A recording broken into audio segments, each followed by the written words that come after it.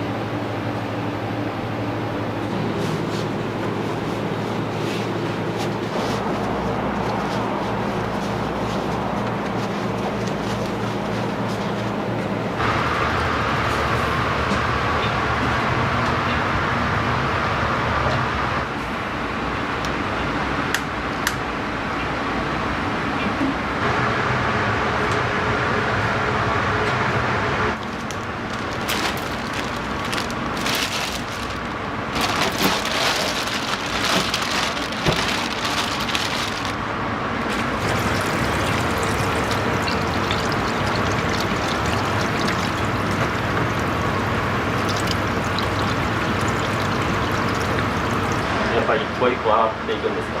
そうなんですよ。これ首柄と胴柄って言って首の部分と胴の部分なんですけど、はい、違う出汁が出るんですけど、はい、特に胴柄の方が内臓がついてるんで、それだけしっかり取ってあげないと綺麗な出汁が出ないというか。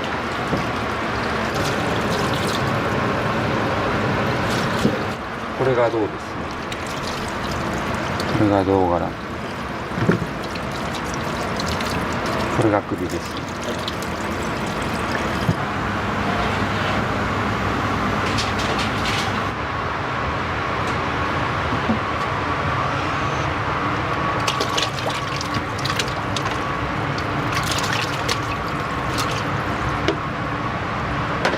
ープは基本鶏ガラだけで取るんですか？もう鶏ガラ 100% です。鶏ガラのみ。オープン当初いろいろ入れてたんですけどね。もう今は鶏ガラ100%でやってます。これはなんか理由あったりするんですか？まあなんかちょっと最初頭がもうね足しての頭ずーっと何年もやってたんですけど、途中からなんかこう引き算に変えていってなんかちょっと理想の味に近づいてきたというか、なんか引き算していってシンプルになればなるほどなんかいいのかなっていう考えに最近は至ってます。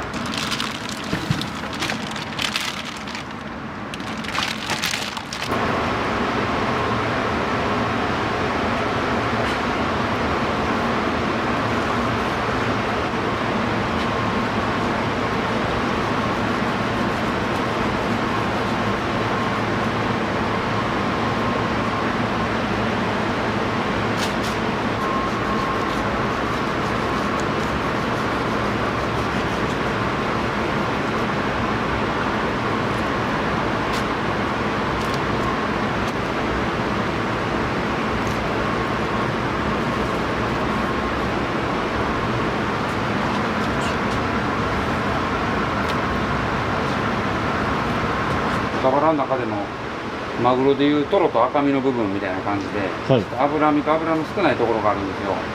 それをうまく切り分けて、高井田ラーメン用の部位と普通のラーメンにのせるチャーシューと、あとチャーシュートッピングで通るチャーシュー麺用のチャーシューですね。それに使い分けてるんで、ちょっとそのためにそれぞれの部位に分けています。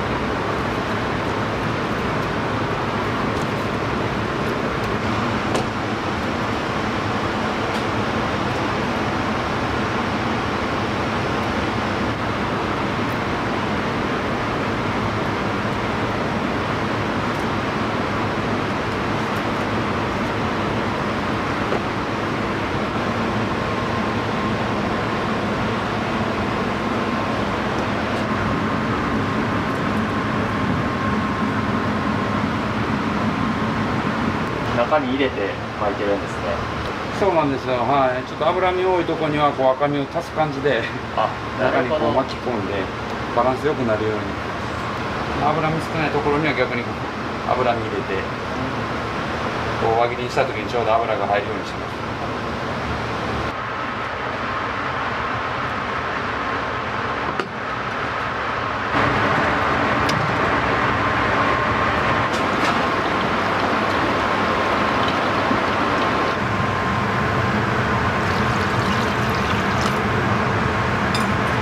今これはもうただの下茹でで、最初に血抜きという感じですかね。余分な油と血を抜いアク取りして出すという感じ。そこから本格的に醤油で味付けるように炊いていきます。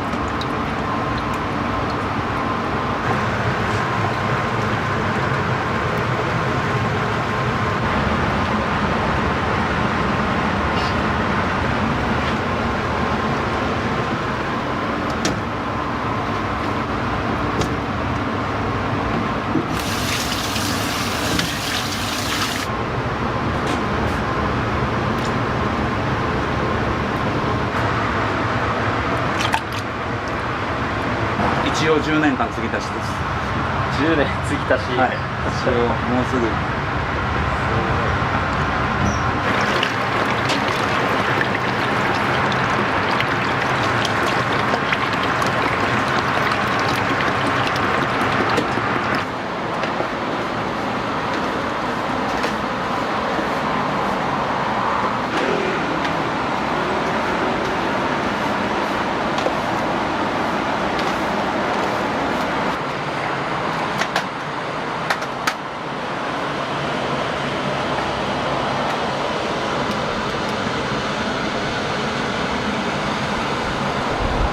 お店の名前の由来は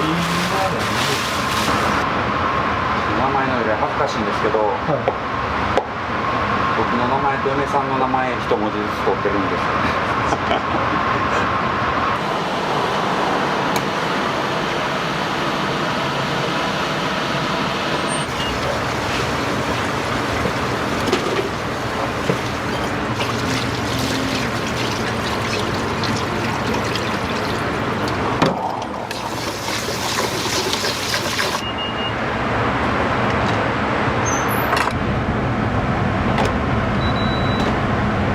煮卵今から作ります。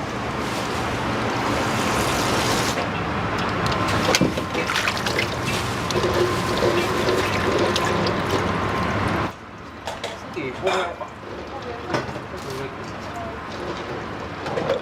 最悪間に合わなかったら置いていいからね。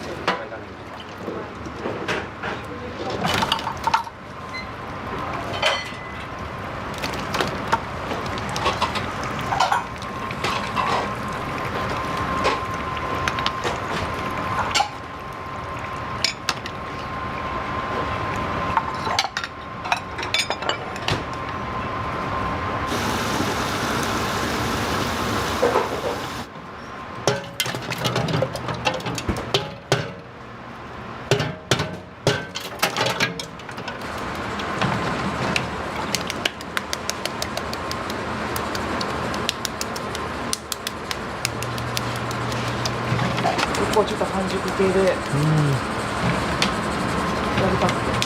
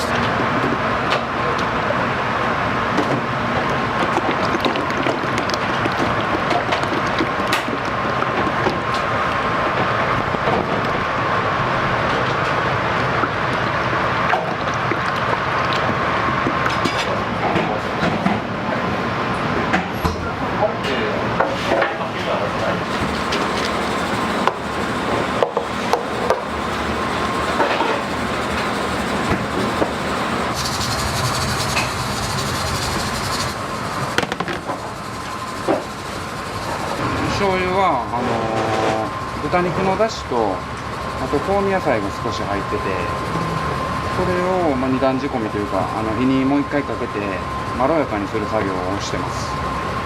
はい。これがたまり醤油仕立ての黒醤油ですね。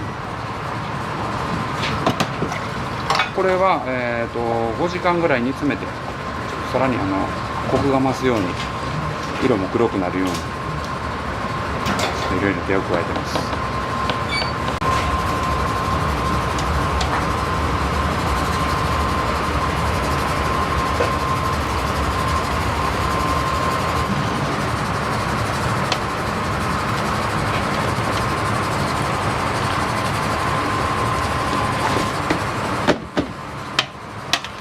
これは今日普段は使わないんですけど、今日限定のラーメンがありまして、あ、そうなんですか。これがちょっと背脂使うラーメンなんで、今日限定のラーメンみたいなのってよくされるんですか？はい、一応毎週ではないんですけど、なるべくやるようにしてます。常連さんが多いので、本当に来てくれる方毎日来てくれたるんで、飽きないように楽しんでもらえるように考えてます。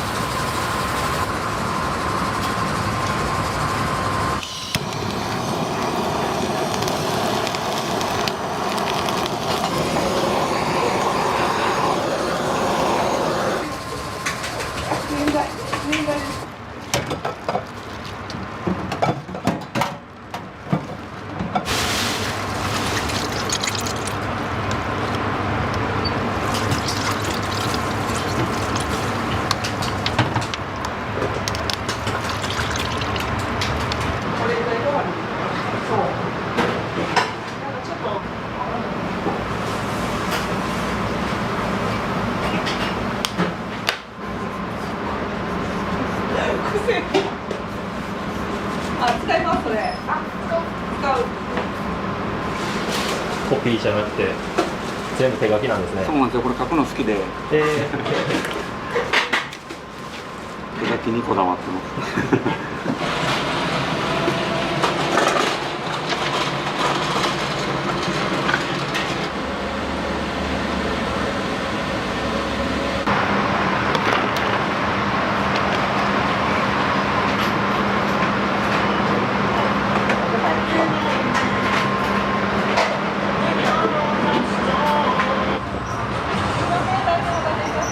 お待たせしました。いらっしゃいませ。いらっしゃいませ。こちらはらっしゃいませ、どうぞ。こちら奥からお願いします。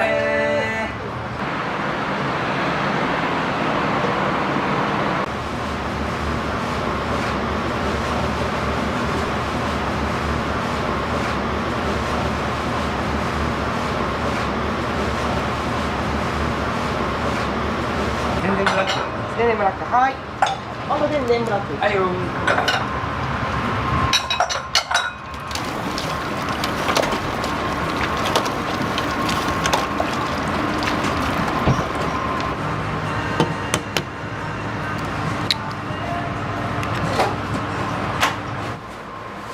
いらっしゃいませ。お姉様テーブルどうぞ。左ヒップと左フック。ミニチャーシュー丼。いいらっしゃいませ。はい、ありがとうございます。ちょっとミノ入ります。はいよ。明石が温めて。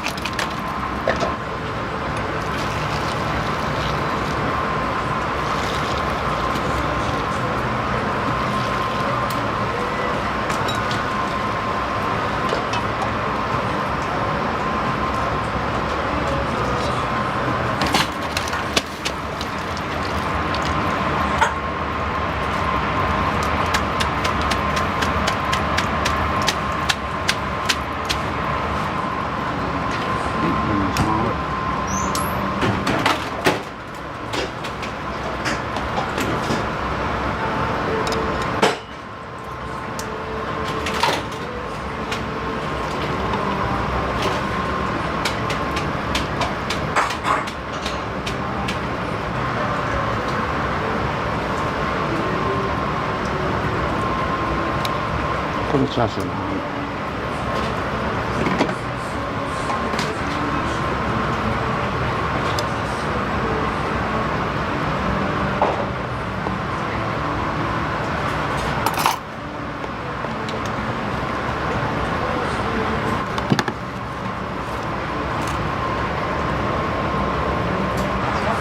はい、お待たせしました。全然ブラック煮卵と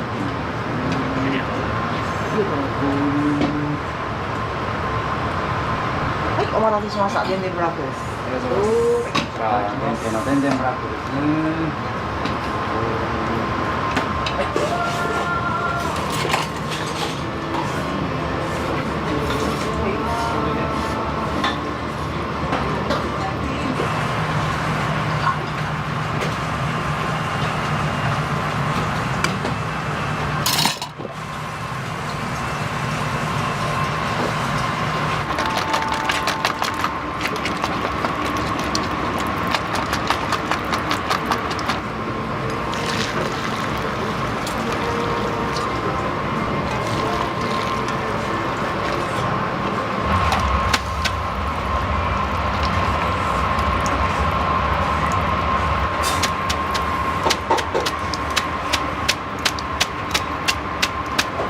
麺割ります。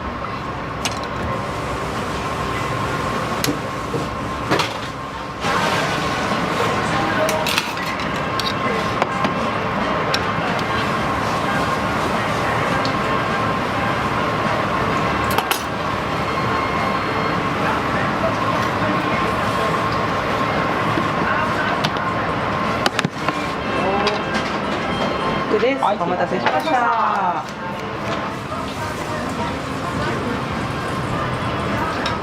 はい、お客様、大変お待たせしました。でんでんブラックダブルです。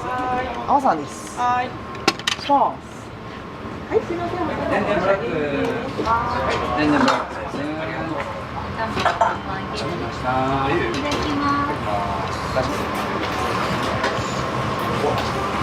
結構お店はよく来られるんですか？そうですね、結構2年近く通ってますね。2年ですか？もうはい、長いですね。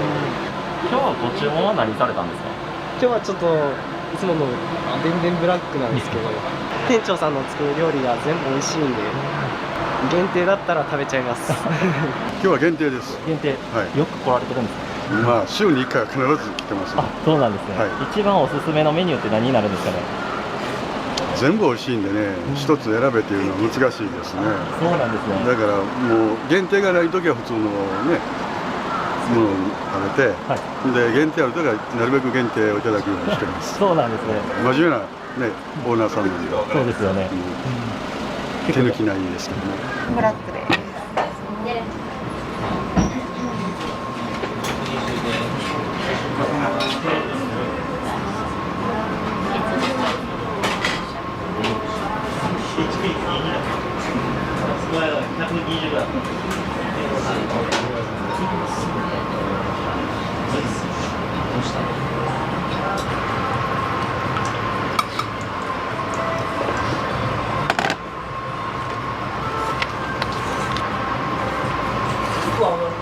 いいよ。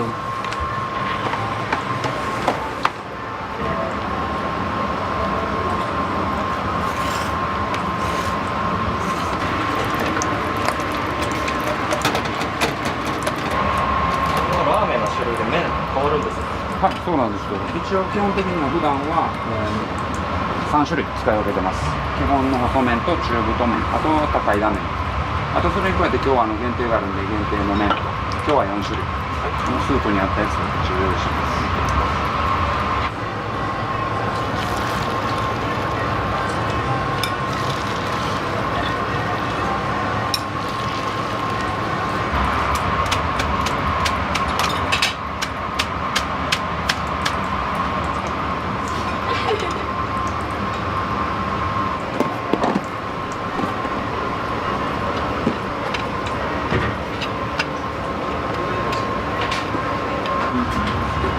お客様、ミルクストレートできました。ちょっと上から手渡しです。熱いと気をつけてください。ブラックです。ライスもお願いします。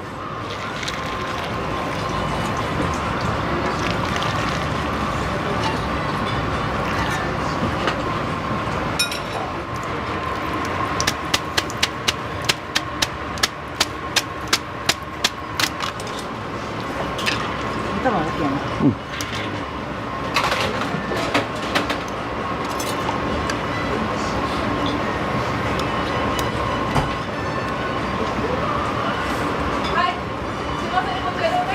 お気に入りありがとうございます。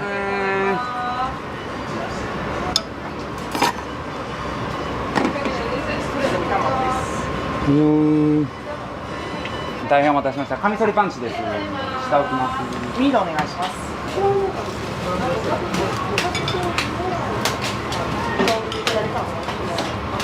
ぞ、いらっしゃいませ、こんにちは。いらっしゃいませ。いらっしゃいませ。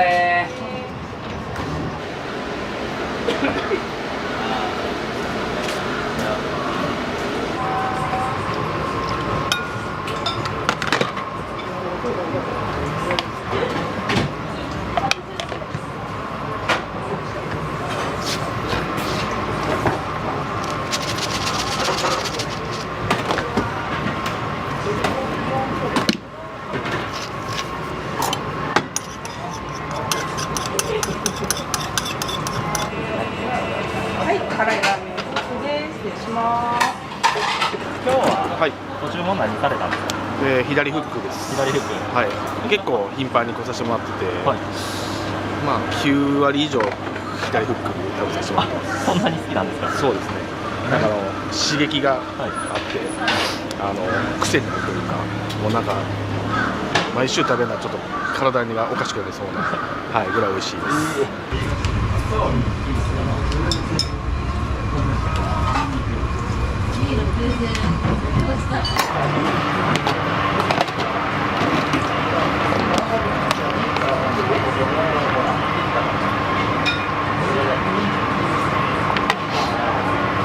先高いだ今日ご注文何されたんですか？カミソリパンチの大盛りです。高井田クロス大盛りで。いつも同じもの頼まれるんですか？いや、もうメニューを順繰り。順繰り一番お気に入りって何ですか？カミソリパンチが好きでどういったところがお好きなんですか？す。あっさりしてて美味しいです。Thank you ありがとうございます。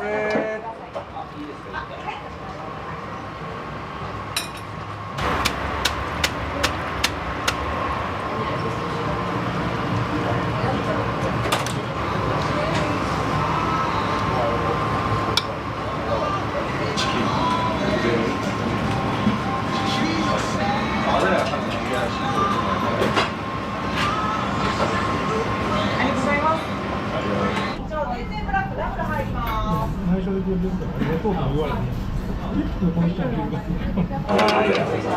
はい、ヘビーのお客様、ヘビーです。失礼します。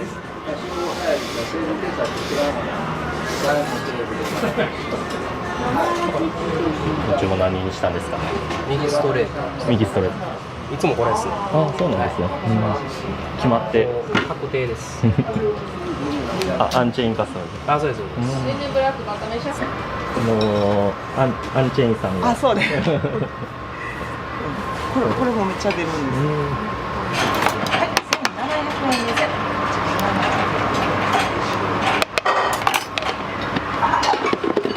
ありがとうございます。4番のお会計するんです。ありがとうございます。おおきにありがとうございます。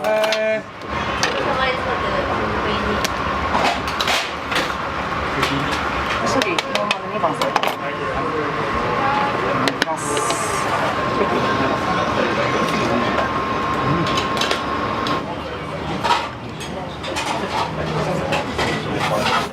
最近はもうこれですよ。右ストレートのアンチェインカスタムです。いやもう最高ですね。ありがとうご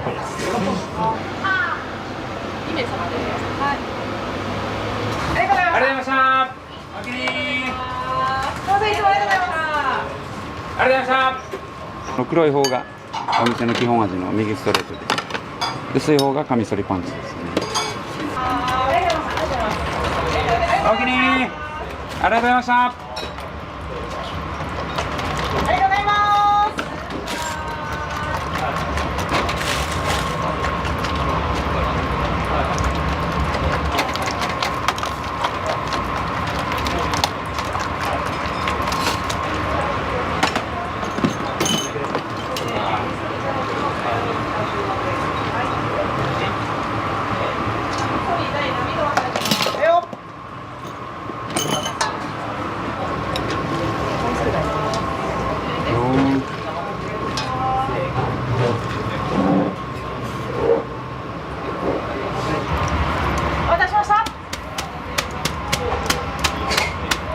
お待たせしました。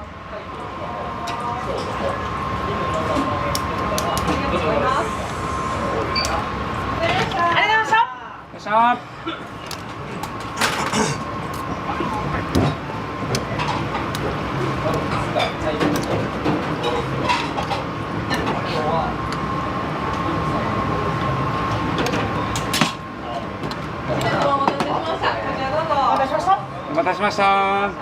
お客様大変お待たせしました。当店基本味右ストレートです。こちら、基本味右ストレート大盛りです。お客様カミソリパンチ大盛りです。はい、どうもありがとうございます。そうです。ヘビ大盛りから。はい、ヘビ大です。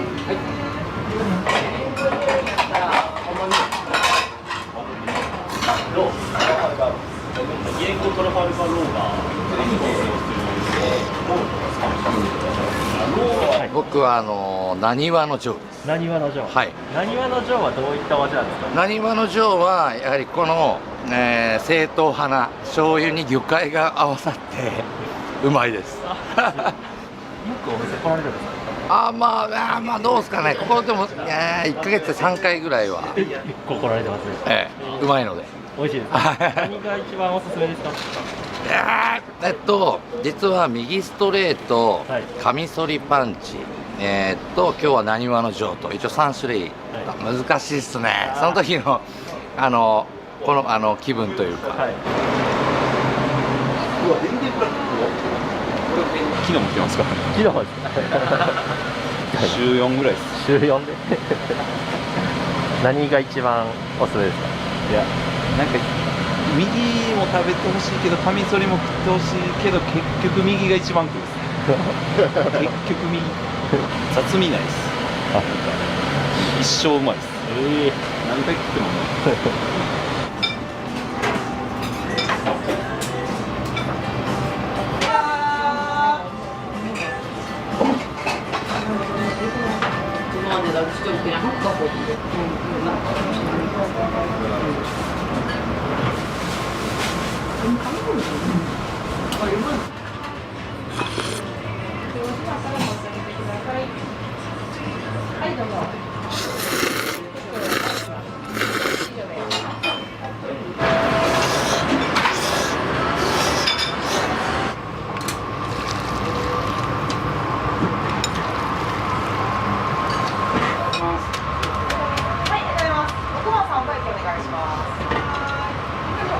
少々お待ちくださいね、ごめんなさい。バタートッピング。すみません、いつもありがとうございます。ありがとうございました。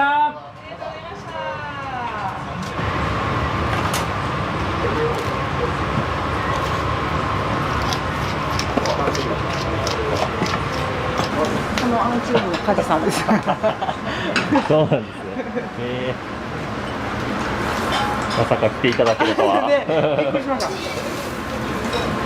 いや俺ねここは醤油ラーメンの店でしょ、はい、でここ知るまではラーメンっていうのはもう豚骨でなかったらあかん思ってましたよ、はい、もう絶対豚骨やで思っててんけど初めて食べたらうわこれはと思って、ほんでもうそれからずっとここファンでね週1は必ず来てます。あ、そうなんですか、メニューにね、そうアンチェンカスタムで入れてくれてるんでしょ。あれはもうお気に入りの。いや俺が好きで注文してた味付けやねんけどネーミングしてくれて。いつもその食べ方されるんですか？大体はそうですね。でもね今日は限定メニュー俺の好きなねでんでんブラックいうのがね、限定メニューやからちょっと。食べに来ようと思って。今日はじゃあでんでんブラックを。そう今日はでんでんブラック。なるほど。行きます。梶さんお待たせしました。でんでんブラックです。ありがとう。はい、すみません。お会計いきます。ご一緒でよろしいですか？1900円しました。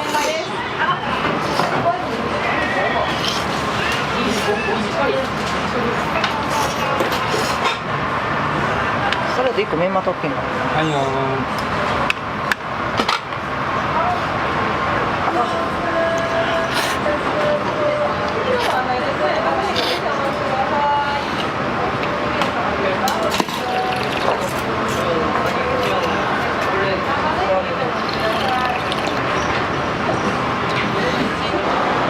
どうも。はい、ありがとうございます。ありがとう。ありがとうございます。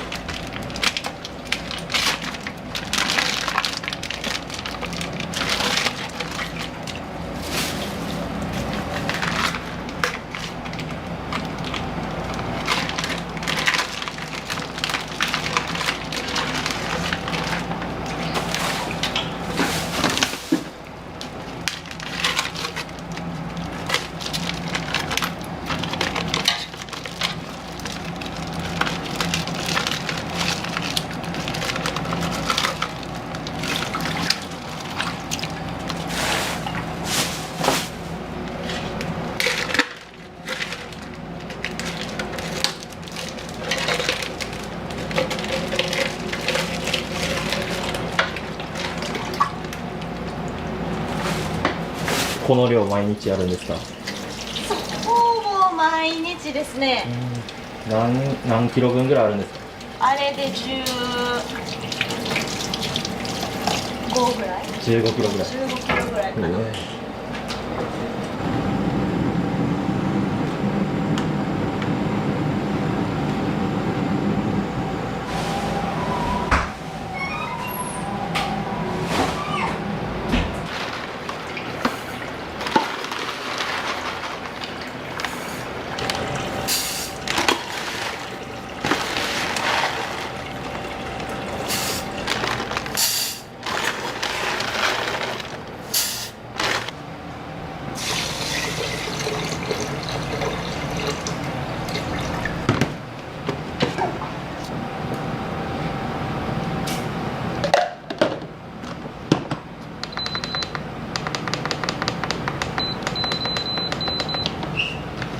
いつからオープンされたんですか？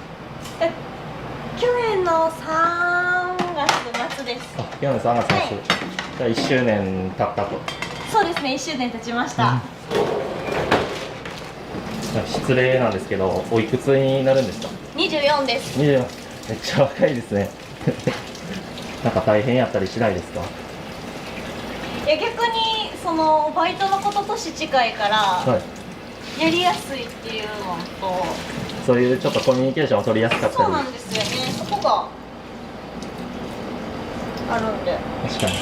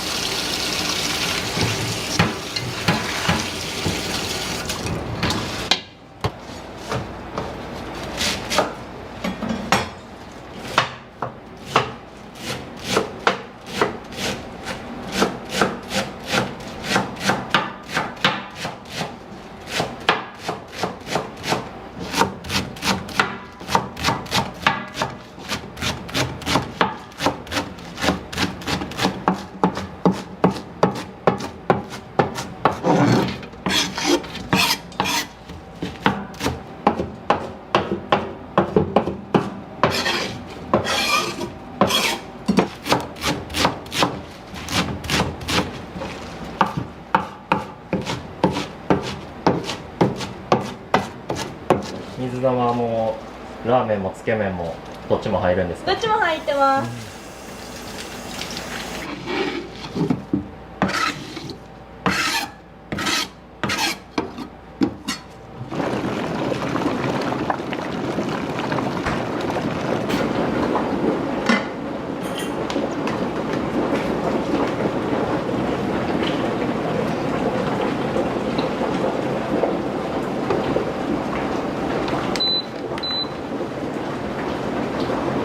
これは何ですか？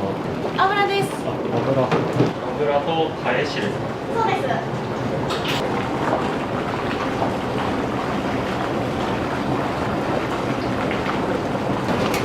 つけ麺の割りスープです。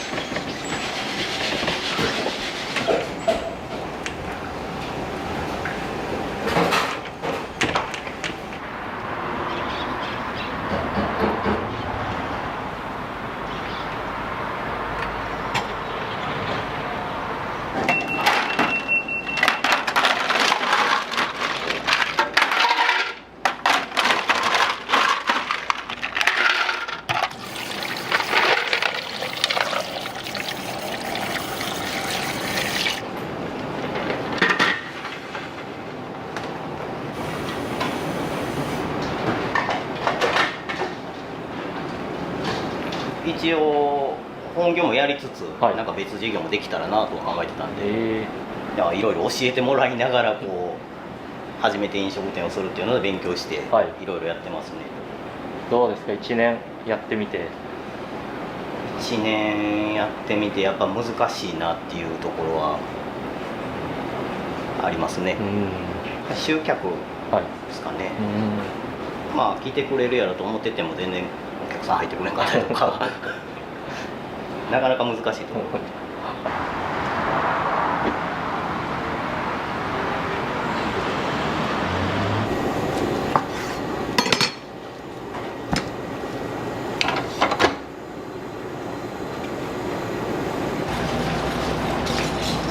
一応明日の朝は出れるって言ってるんですけどね。何系のスープになるんですか？魚介鶏白湯スープです。いらっしゃいませ、何名様ですか？どうぞ、席からお願いします。いらっしゃいませ、何名様ですか？2名様、お待たせしました。どうぞ、失礼します。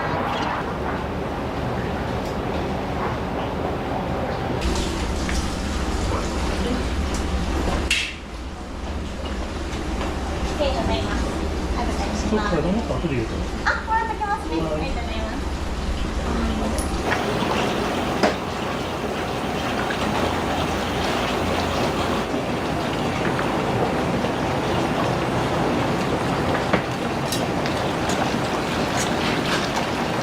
ここからそれでお願いします。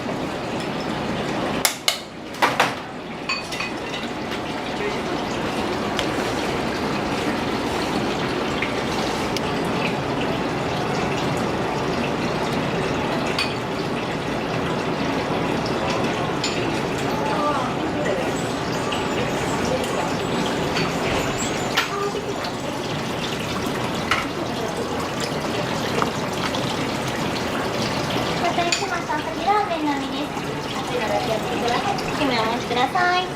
お待たせしました。特製ラーメン並みです。熱いのだけお付けください。ではお待ちください。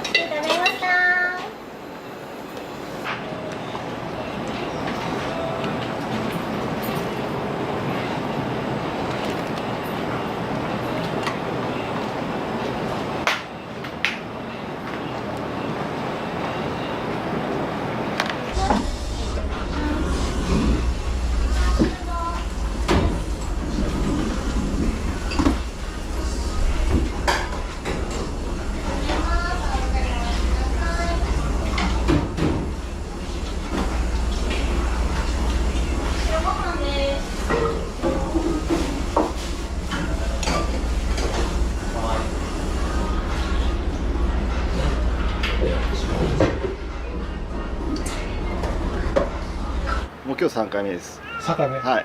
いやもう毎回美味しいです。もう魚介系好きなんで、独特の甘い深いない味で、結構やみつきやってますね。はい。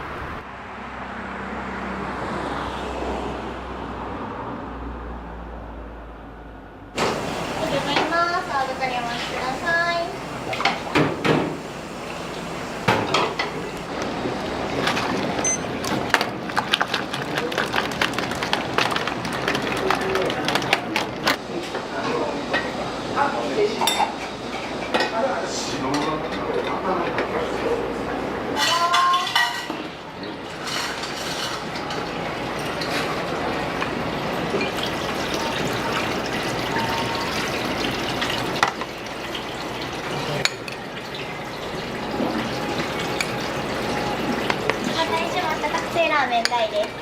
熱いのだけお付けください。ではお待ちください。お待たせしました。明日のラーメン並みです。チャーシュー丼とミニ茶です。はい。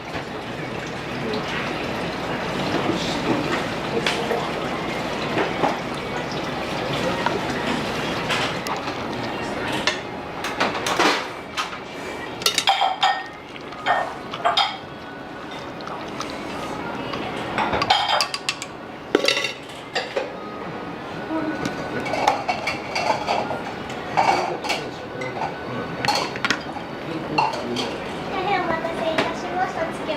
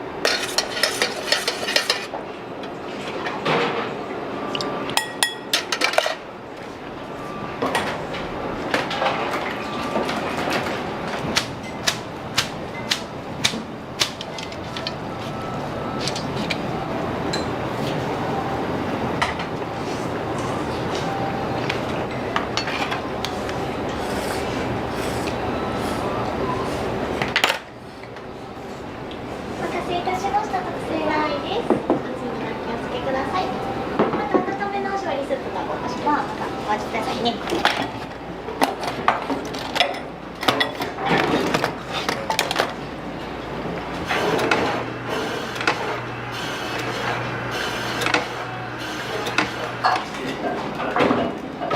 野崎さん、チャーシュー丼にお願いします。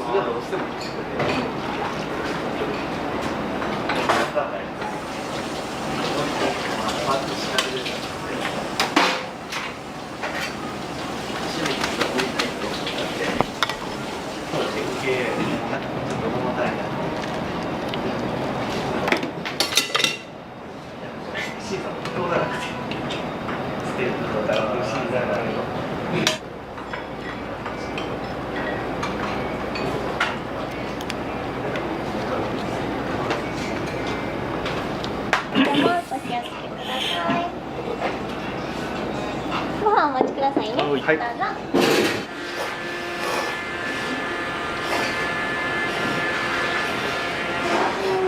ぞ。お味の方いかがでしょう。これが落ち着く味と言い方あれですけど、求めてる味なんでちょうどいいです。お好きな味です。僕は好きな味ですね。今までね結構こうこってり好きやったんで、まあでもこうちょっと年とともにちょっとしんどなってきたんで、ちょうどいいですね。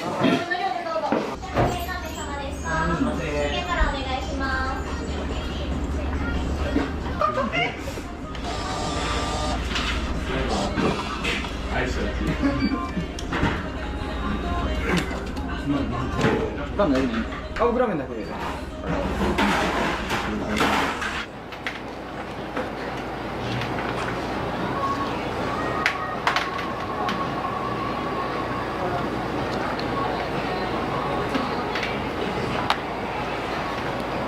お待ちくださいね。どうぞ。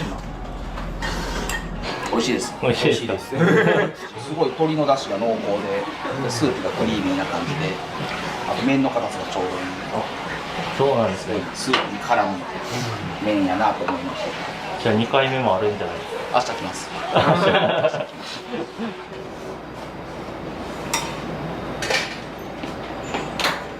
ゃいませ。何名様ですか？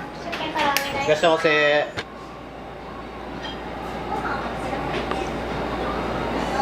結構チャーシュー丼よく通りますね。そうなんです。やっぱ人気で。お待たせしました。チャーシュー丼です。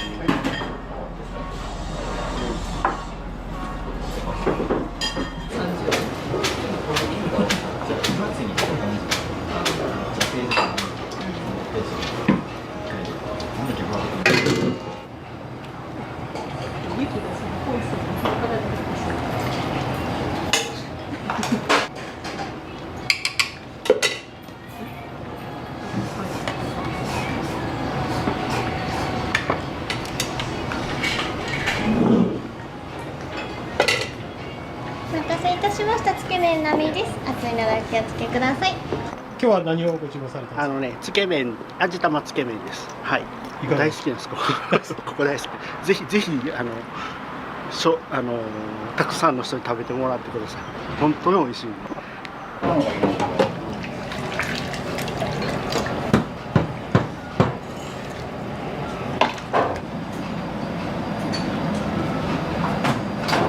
一番お客さん来た時で何人ぐらい来たんですか？大体でも大丈夫なんですけど。1日で多い時は、100超えるかな。100超えるぐらい。はい。120とか。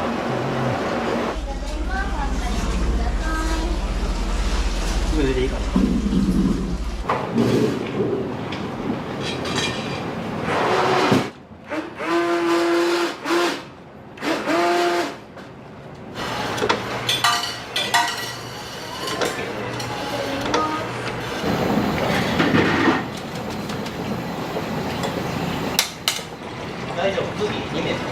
2名様です。お待たせしました。ラーメン並2つです。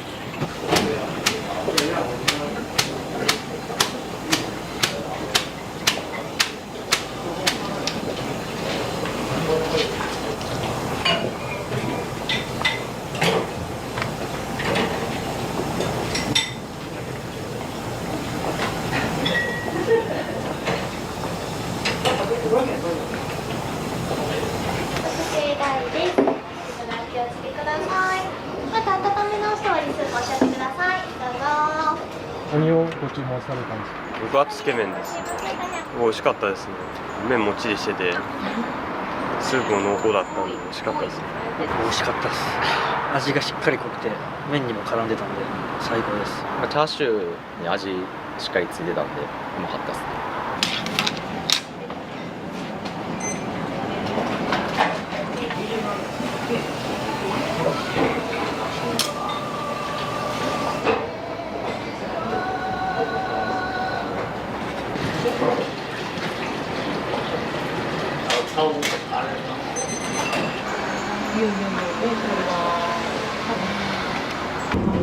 ミニチュアお願いします。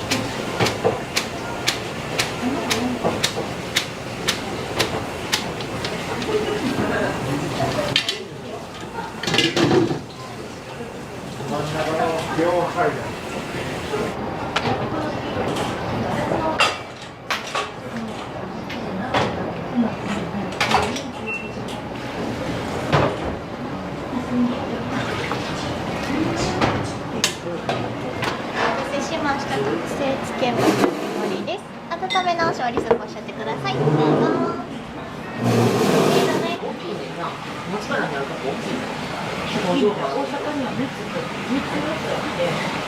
それぞれが人に接するだからそれを免許を見てから今の体を運転するなんか飛んでない人になんか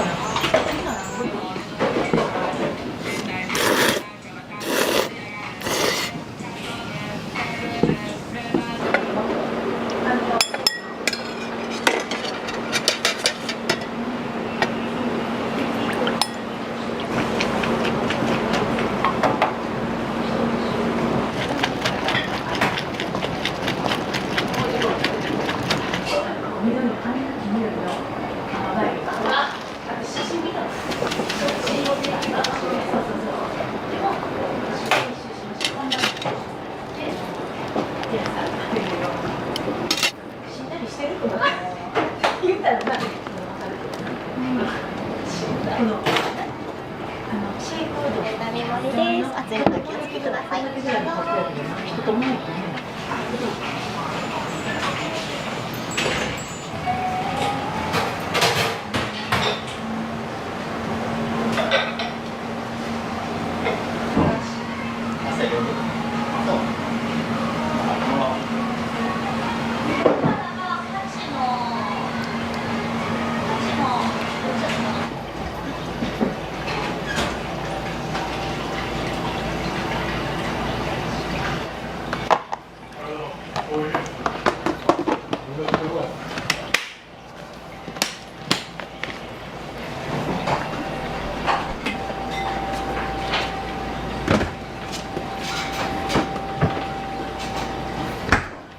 気になってたんですけど、麺 100% ってなんでそういう店名になったんですか？一応接客とかラーメン作りとか何事にも 100% 取り組もうっていう姿勢を見せるための 100% っていう意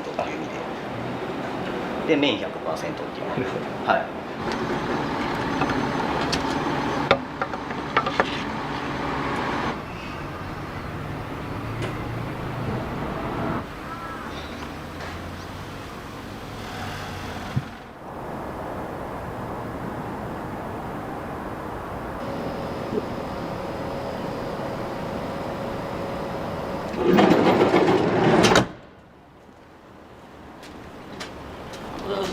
置いといてください。はい、すみません。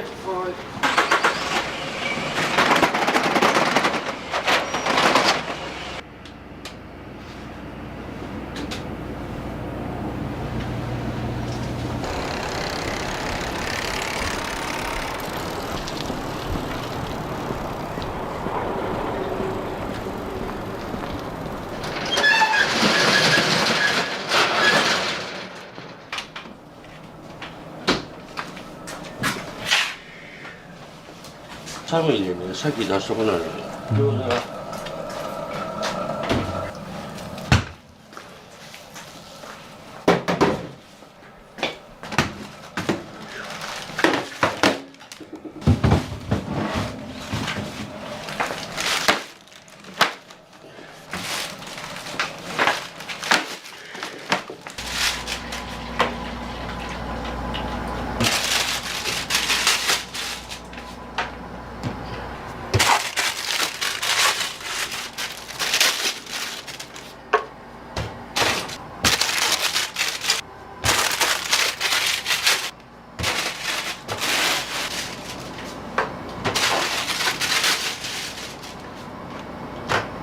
1日何個ぐらい進むんですか？これで3500個ぐらいですね。これで2日に1回から3日に1回ぐらいのペースですね。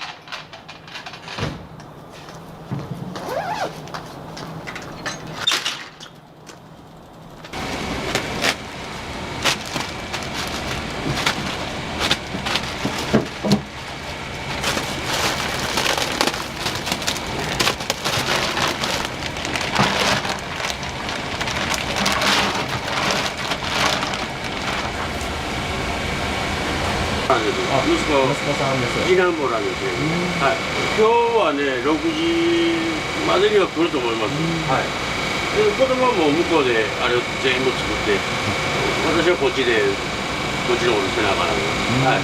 ご主人っておいくつになられるんですか？66です。あ、66ですか。はい。はい。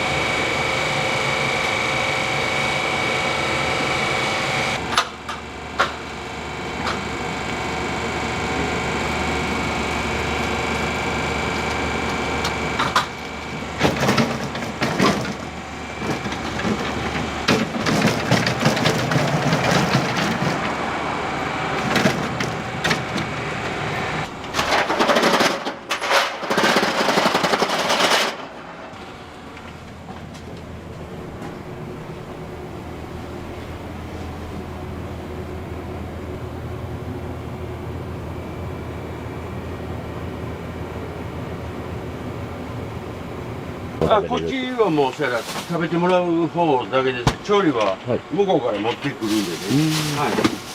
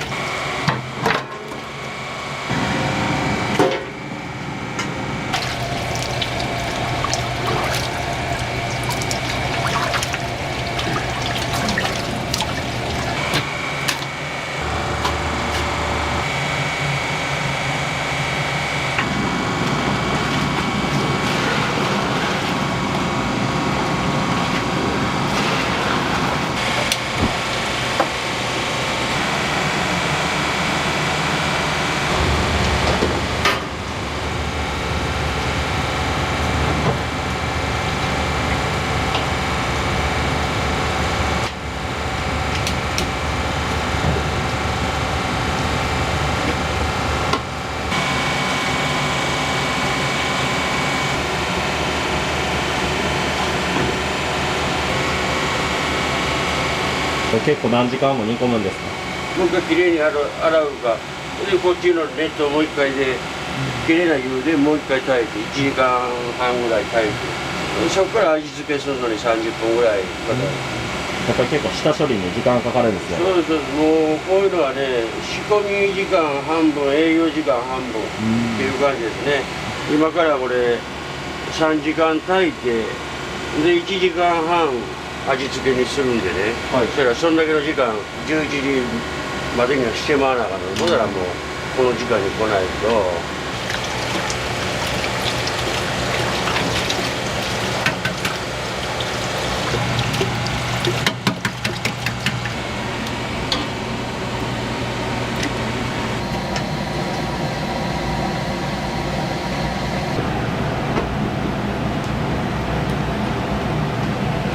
血の拍子洗わないとね。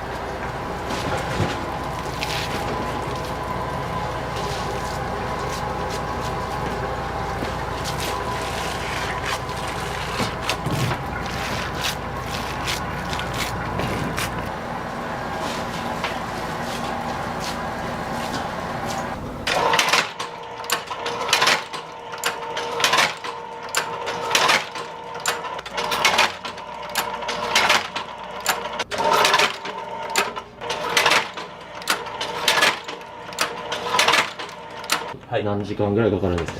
これもう巻き出したら3時間4時間あれば。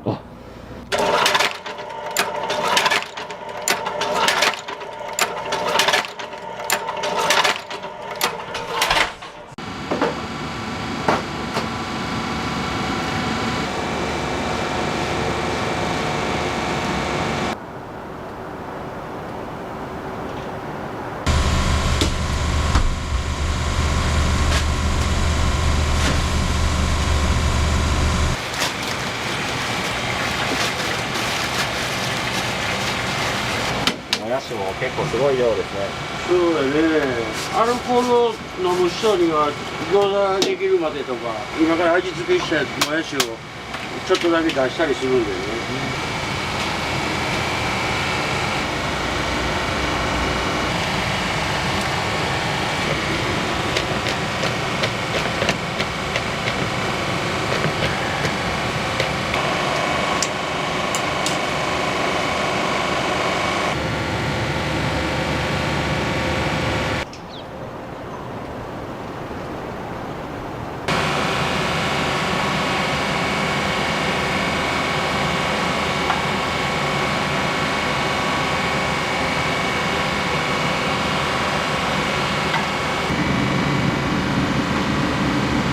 今日前そんなに暑ないですかな。暑くない。無断で休む。しかも何しかやるか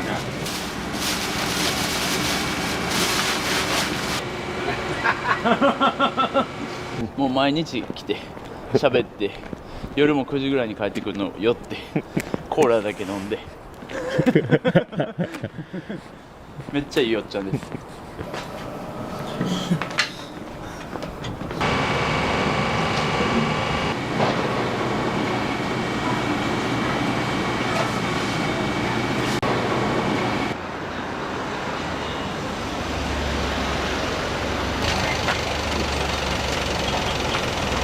一応お客さんやし、はい、来ますよ。あ、そうなんですね。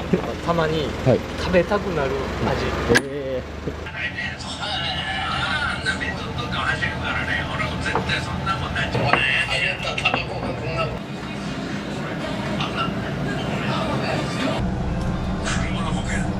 そして安心とは私自身も改めて考えながら死んだかもしれないよ。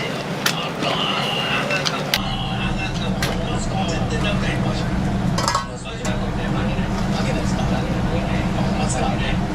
か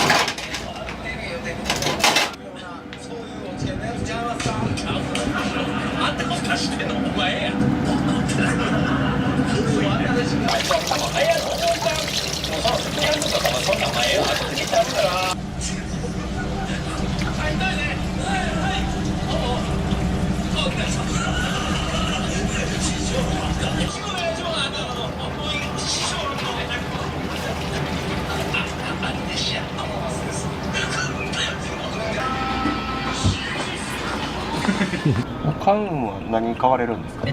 最近その出前館とかの持ち帰りの容器を。あ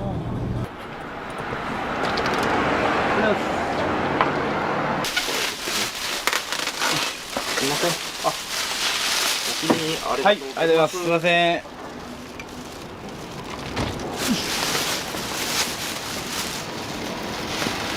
顔が見えないじゃないですか、ウーバーと出前館って。はい。だから普段テイクアウトのお客さんは面と向かってお礼言えるけど、ウーバーと出前館はこの紙でちょっとお礼を。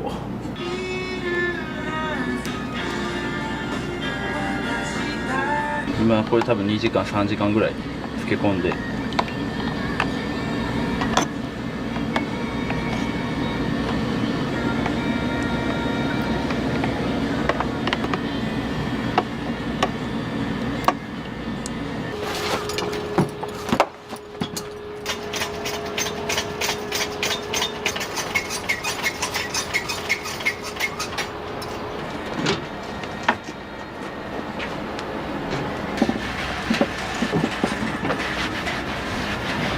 この3月で15周年なのかな、ちょうど前私が勤めとったラーメン屋さんにおって、でそこを辞めて違う知り合いのお店へ行ったんですけど、そこも6年ぐらいおったんですかね。でそこからその店をもう畳むっていうことになったんで、もう次行くいうか場所もないし、年齢も年齢なんで、もうやっぱりここは地元なんでね。で港区戻ってきてここでやろういう感じですよね。ラーメンと餃子じゃなくて、餃子を食べてもらってラーメンを食べてもらうという、ラーメン屋やねんけど餃子を先メインに出したかったんでね。だから看板でも餃子とラーメン、餃子を先に出してるんでね。はい。継がれるご予定なんですか？そうですね、父が引退したらまあ元気にやってるうちはね、一緒にできるのが一番ベストかなと。3人で、家族3人で、はい、仲良く喧嘩して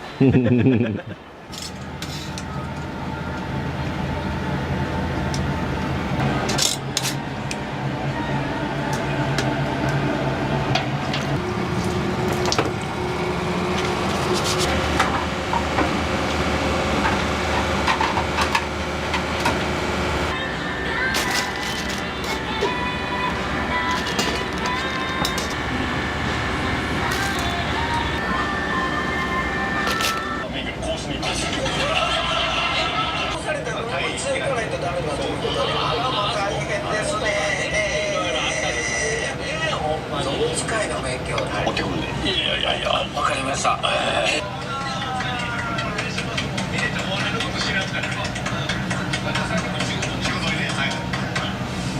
麺はこれ3種類ありましてね、で縮れ麺とこの細麺のストレートと太麺のストレートと、醤油ラーメン、塩ラーメンは細麺で、それ以外のラーメンは縮れ麺で作って、お客さんのリクエストで細麺にしてとか太麺にしてとかいう。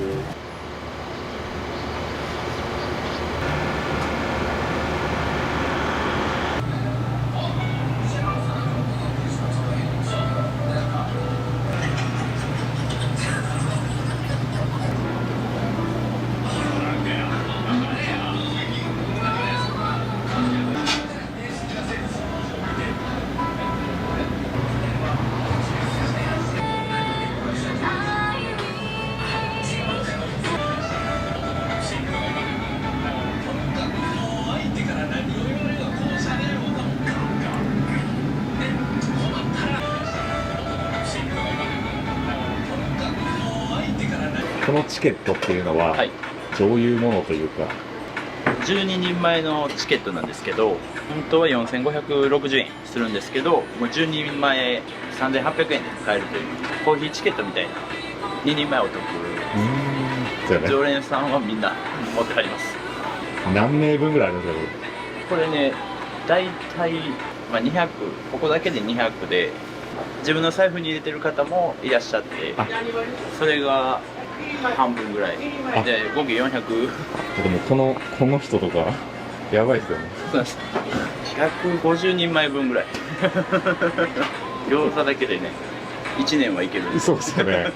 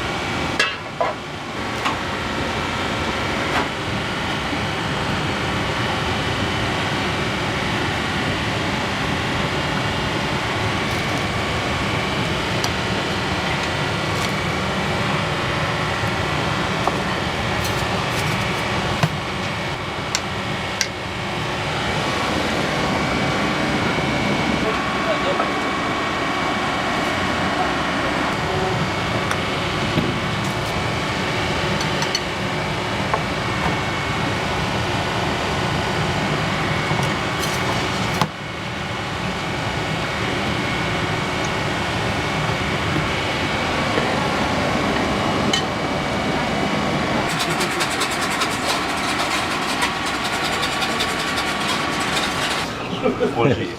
美味しい。ラーメンの白とライスのしその餃子ってあるんですね。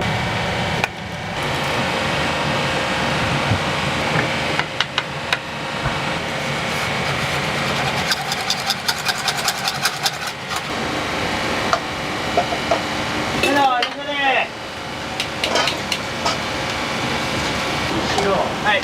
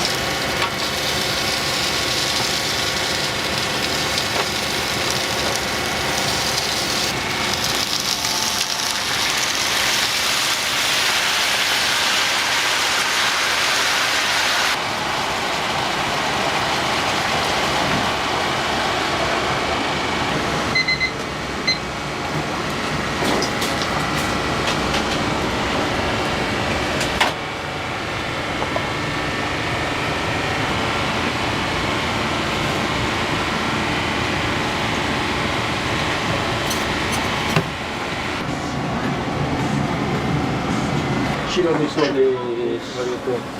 はい。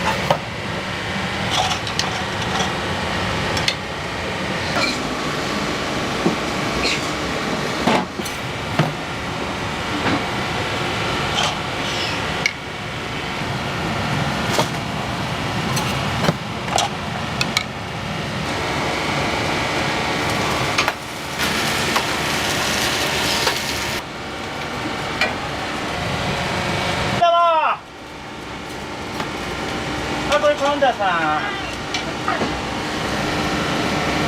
ん。何ご注文されたんですか？辛味噌。塩ラーメン。お店にはよく来られてるんですか？僕はたまに。僕はしょっちゅうです。会社が近所。あ、そうなんです。しょっちゅうです。来たら一緒に行こうみたいな。そんな感じ。何が美味しいですか？全般的に全部美味しいね。僕は豚骨カレーがダントツで好きです。豚骨カレー。めちゃくちゃ美味しいです。もう。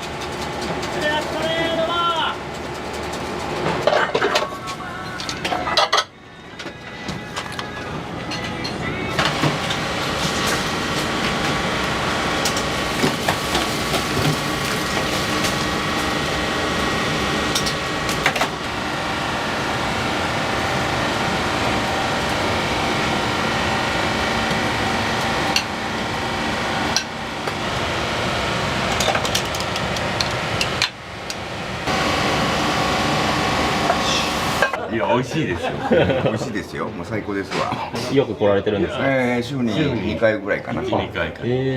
何を今日はご注文されたんですか？今日はね、辛口の味噌ラーメンですかね。僕は醤油ラーメン。いや、いろいろな食べる。みんな美味しいから。全部順番に食べます。順番に。地域の人に愛されてますね、お店が。いや、もう感謝です。ありがたいばっかりで。ね、食べて喜んでもらえたらそれが一番嬉しい。はい。それではすみません、いつもありがとうございます。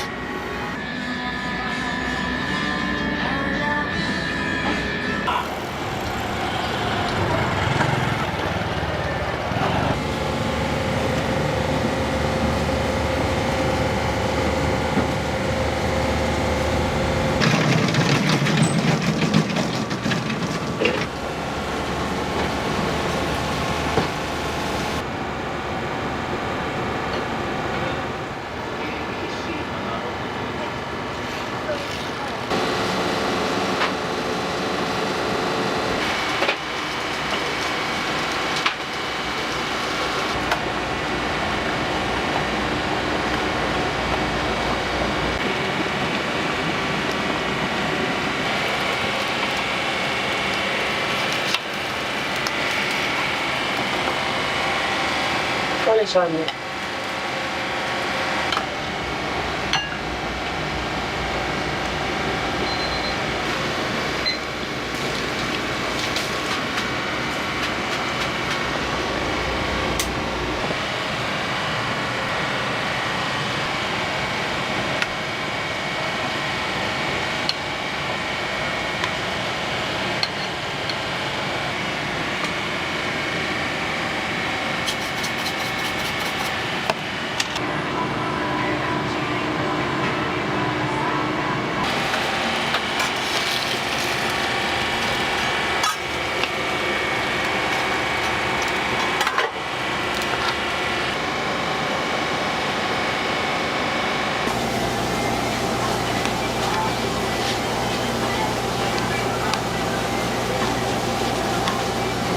これはまあ僕が考えたいうかね、喫茶店にあるチケットあるでしょ。10枚綴りの1個たが、うちは12枚、2人前サービスにしてるからね。それ10個ぐらいつけたぐらいやとね、もう知り合いが「ああそんな景気づけにこうたるわ」で、それがもう来ないなって、でももう置くとこない。あや。お前や。どう噂？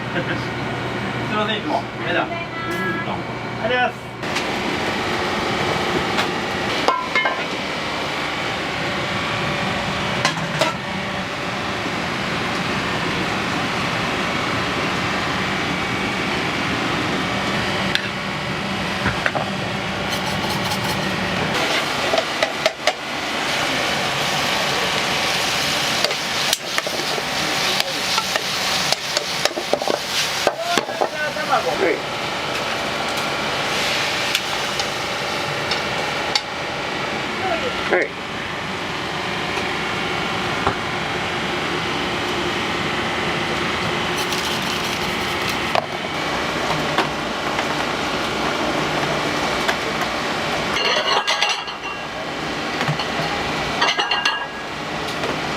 んにちは。隣がサンドリーになります。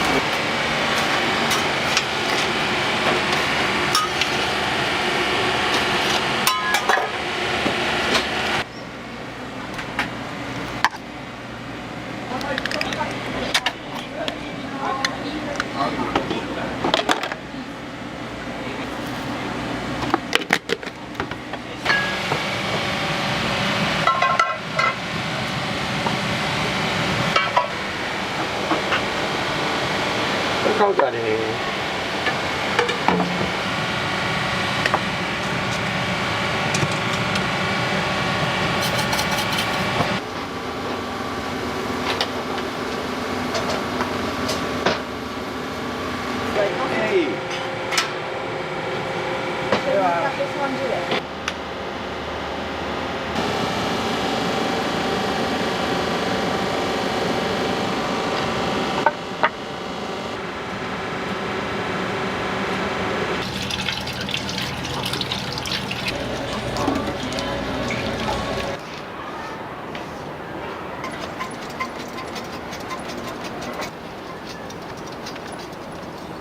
僕はもうこの2人を早く引退させてあげたい。楽させて、もう今までもう僕らちっちゃい頃仕事ばっかりやった早く楽させてあげれるように自分が成長しないとなと。今仕事一緒にできてる楽しさを味わっときたいな。まあ目の前では言わないですけど弟2人おるんですけど、その弟らが中学の時からお弁当前に作って自分仕事行ってしてたんで、兄貴もおるんですけど、もう感謝しかないです、親には。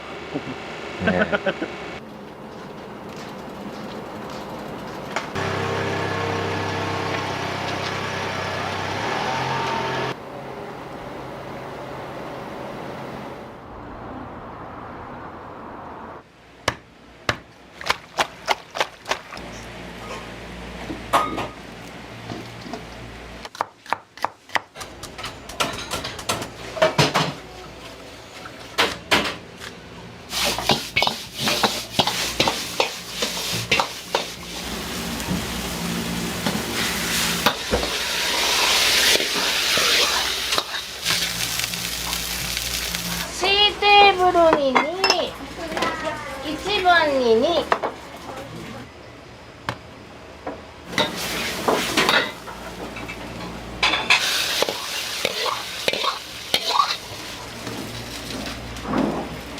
出上がり。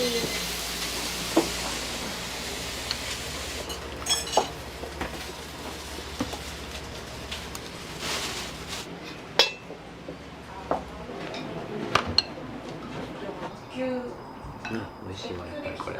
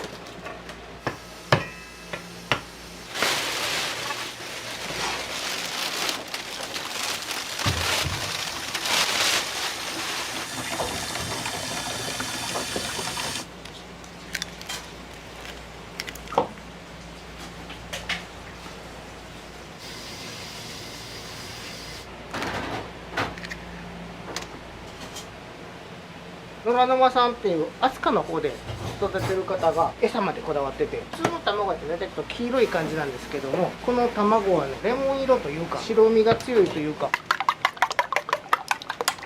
料理によって使い分けというか、天津飯とかにはこだわり卵を使ってるんですけど、普通のスーパーの卵とかの方が都合がいい時もあるので。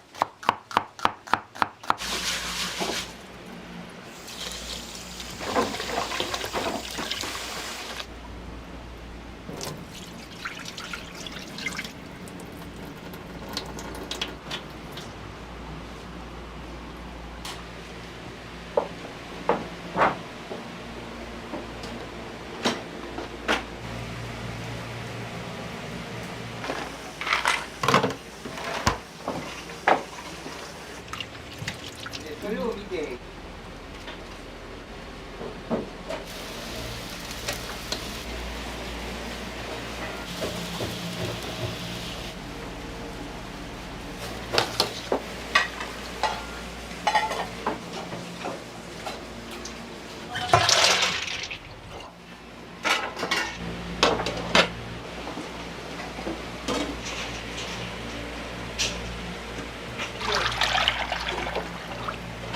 はいよ。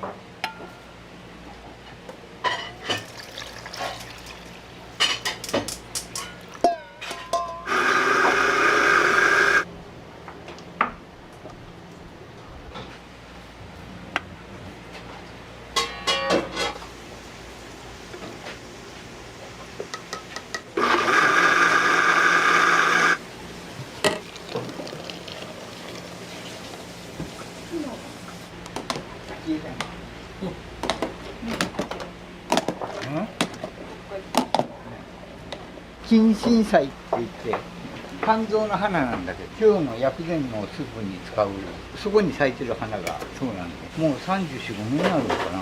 ずっと中華しかやってなくって、それが薬膳に使う近親菜って言って、中華の花、肝臓はつぼみを本当は取って乾燥するんだけど、薬膳ラーメンの中に入ってるの。ドクターが本物かって言って言い分かったんです。中みんな見せたんですよ。調理場にあるやつだから入っても、ほんまもんやんって言われて。みんな言うだけで実際入らないもん結構あるから、そういうドクター関係多いから、結構入る。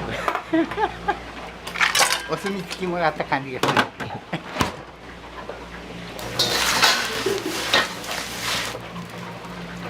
すごい色変わるからね。食べる？はい。ありがとうございます。うまいもんじゃない。でも食べれるよ。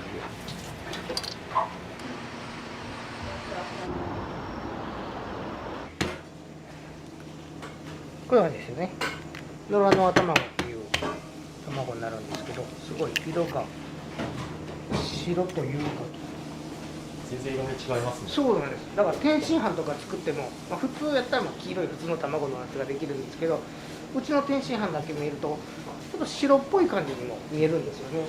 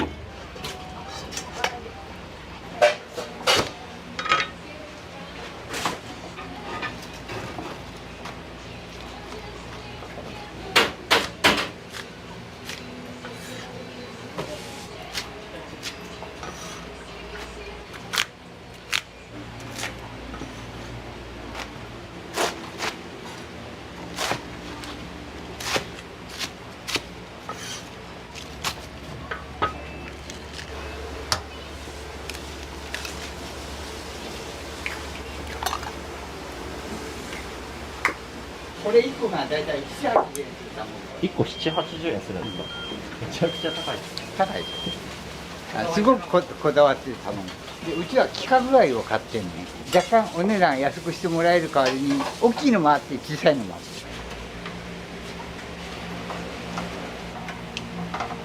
暑いからね。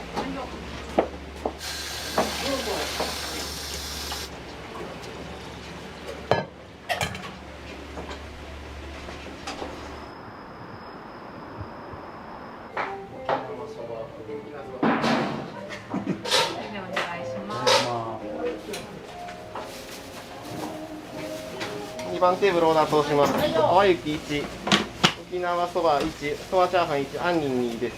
じ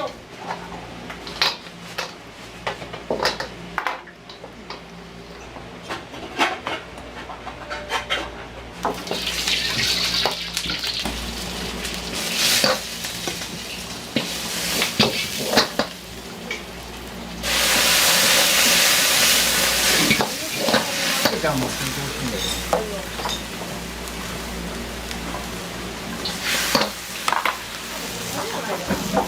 それ。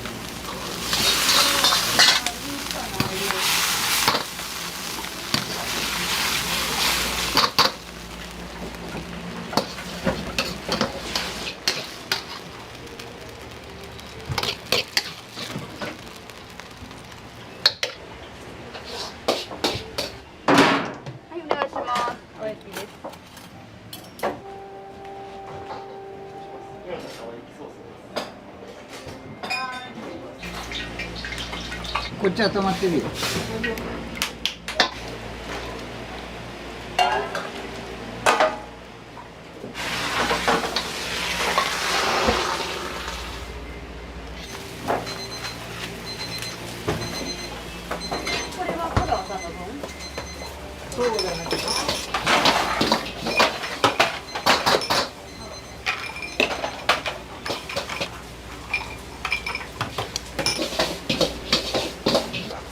はいもち。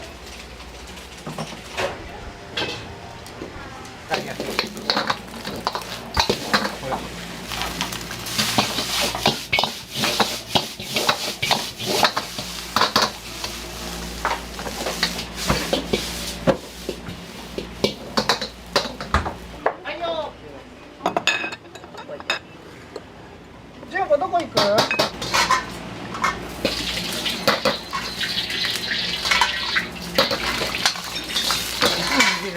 大変。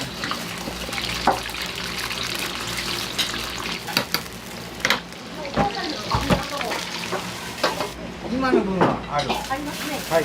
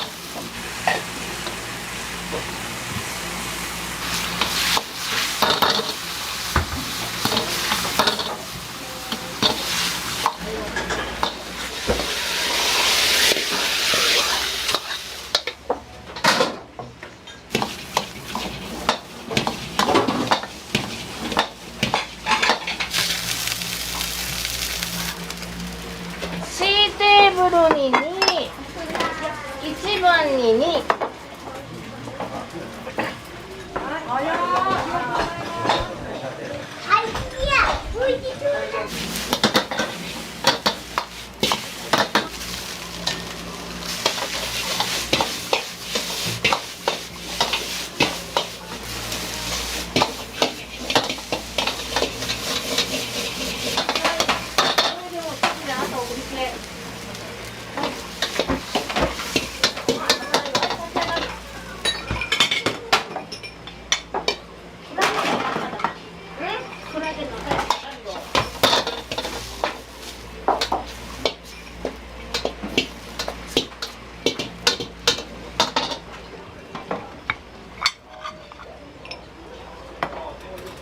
テーブルチャーハンいきます。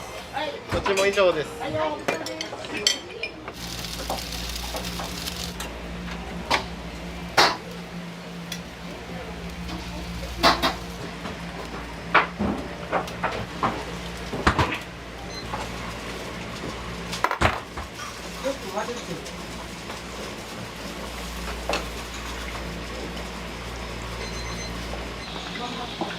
純子薬膳は欲しいか。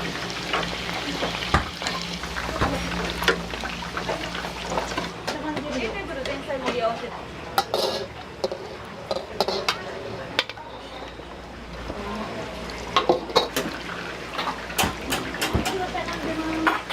薬膳3いきます。麺入っていいよ。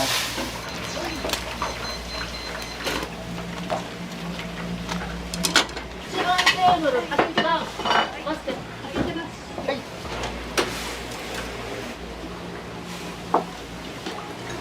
薬膳3入ります。はい。いいよ。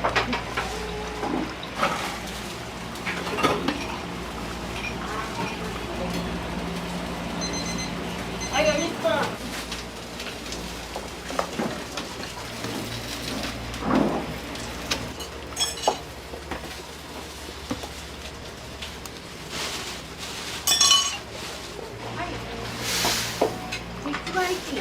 うん。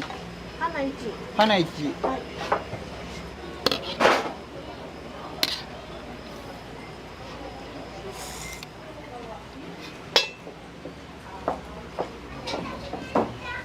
あいよ、薬膳ね。一番テーブルに一つ麺からいってね。芋の場合は芋と。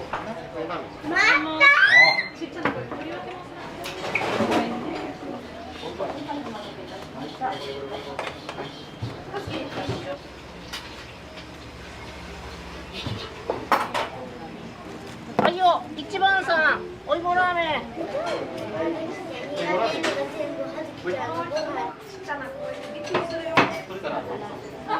失礼します。できれば。ありがとうございました。気をつけて、またお願いします。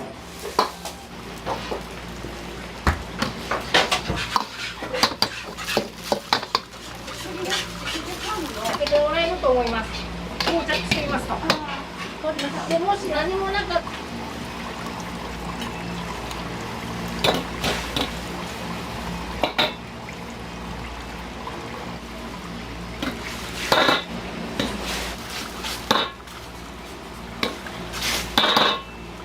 上がった。沖縄上がり。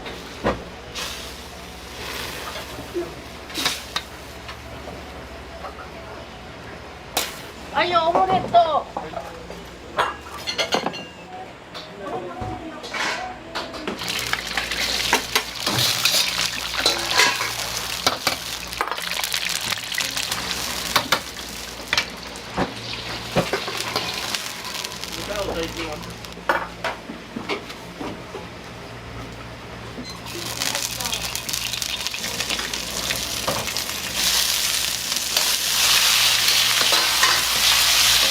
こっちは一円持ってよ。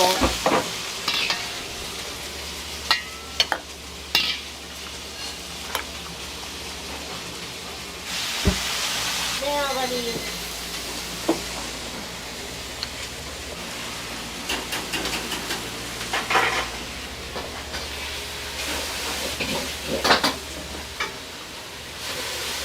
仕上げて。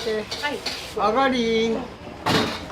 沖縄です。この沖縄、最初は5番。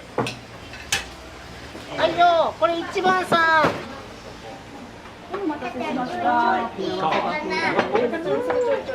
これが好きなんだ。これだな。腰は持ってないじゃん。そう、いい焼き色です。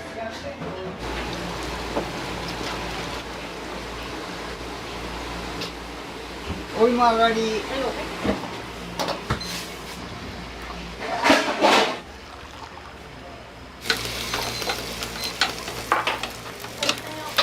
はいよ。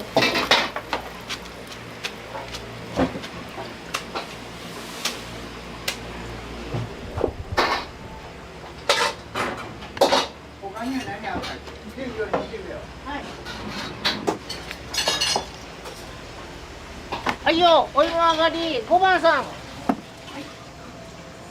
れ使う。沖縄そばはどうですか？美味しいです。先ほど料理来た時にすごい喜ばれてて。そうそう、もう毎年楽しみにしてて、もう炙りチャーシューラーメンすっごい好きで、その油から出た汁がラーメンの汁に入って、またラーメンのスープめっちゃ美味しくなる炙りチャーシューラーメンが好きなんですね。でも今回なかったけど、今回は沖縄そばラーメンが同じような大きめのいつものチャーシューの大きめの肉で、もう今回はこれが目当てで来ました。トロトロのね。ぐらい辛い。これなんかもう。システムがいいですね。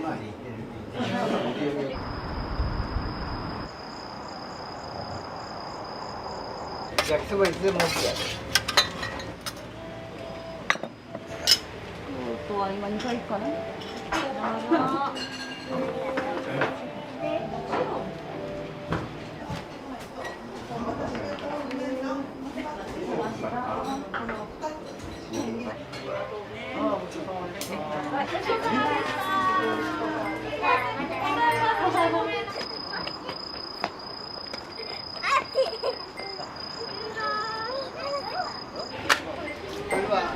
らっしゃいませ。オーダーです。薬膳に餃子さん、麻婆丼1です。はいよ、2番さん。ラーメン入っていいよ。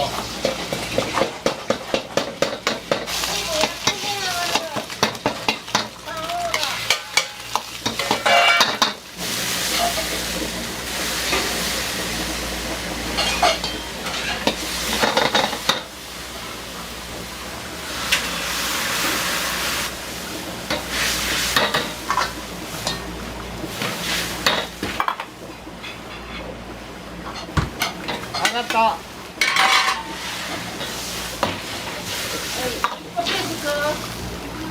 麺入って3玉。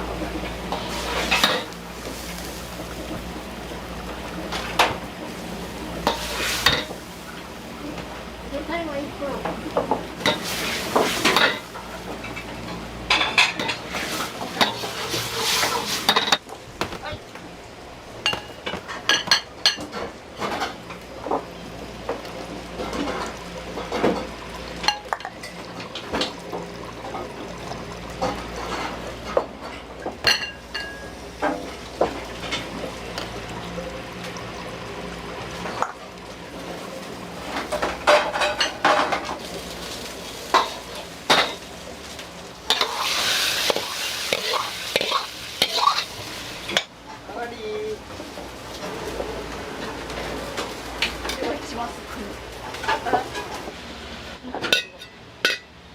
はい、はいよ。はい。セ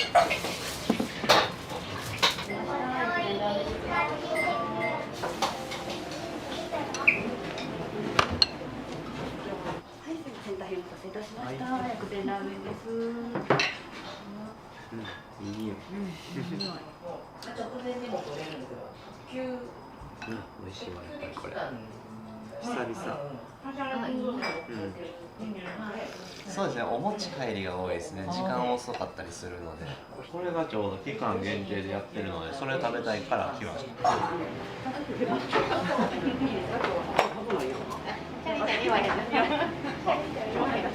とうございます。まだね。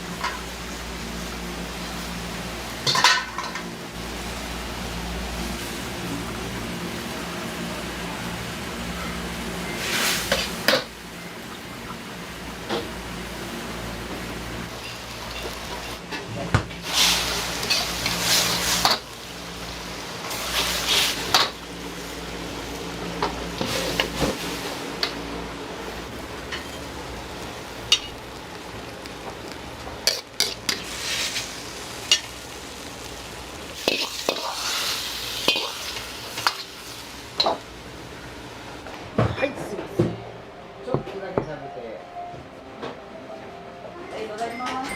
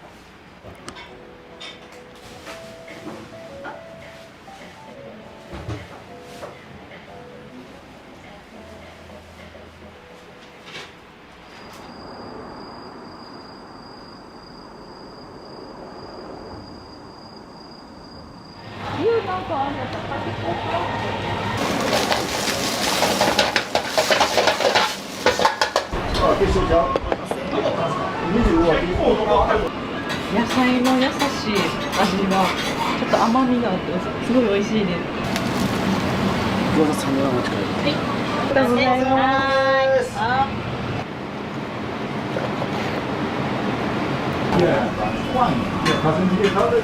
ます。売りにするだけある。美味しいですね。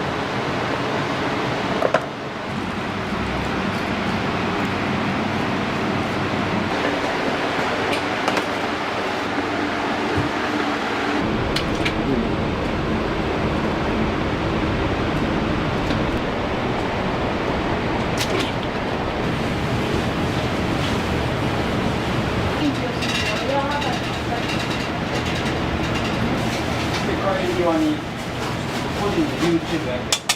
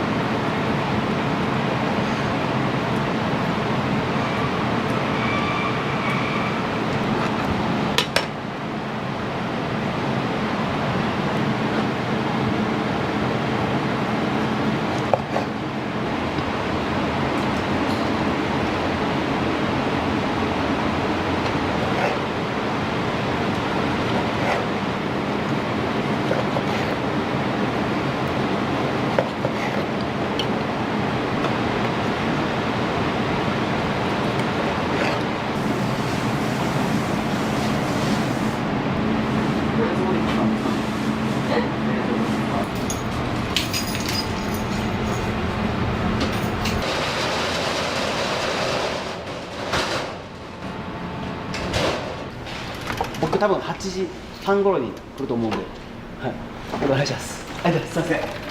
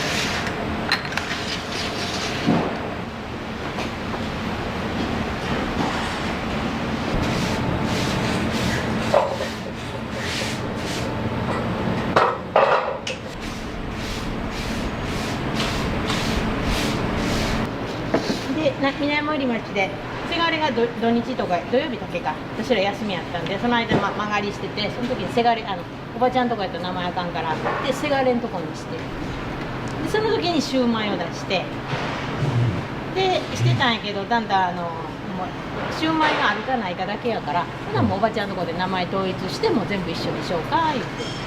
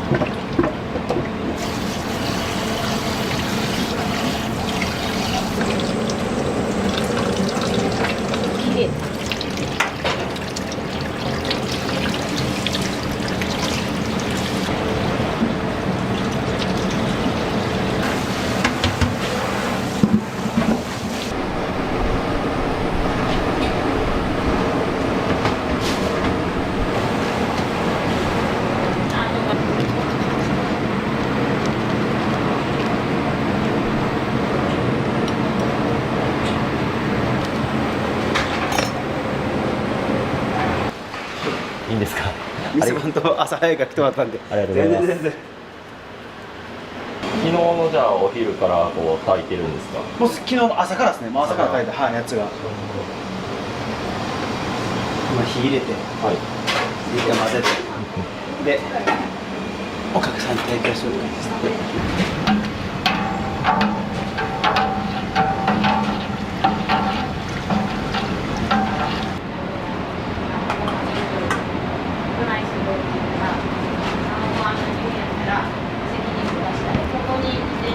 からはもう斜めになってる水の加減で排水の加減でこうやって手当て考えたりとか今までお父さんがしてない手当てもらった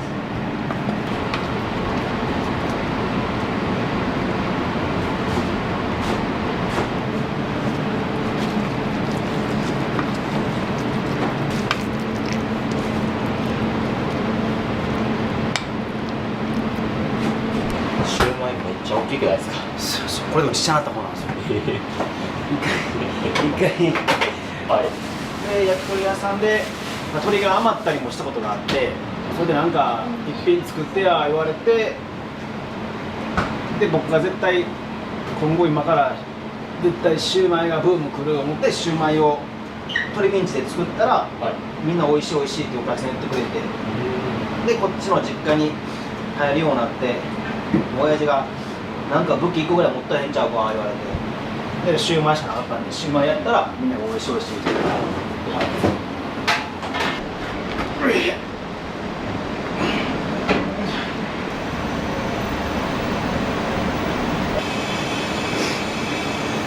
じゃあラーメンと餃子は店側をしてるんですけど、よく出るって言ったらもうラーメンチャーハンセット。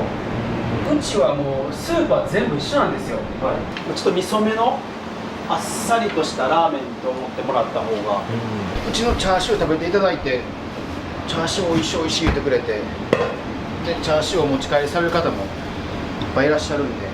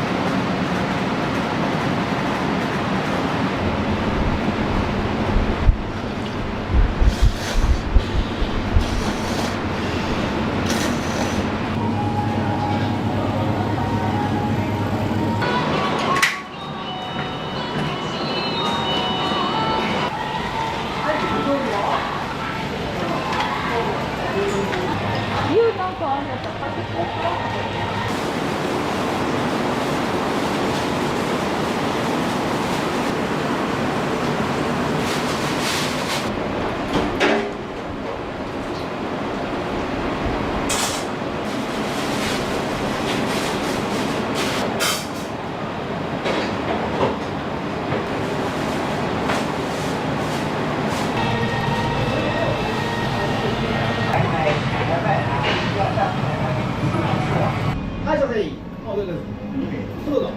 じゃあ、シューエッグ定食と、ラーメンシューマイセットと。はい。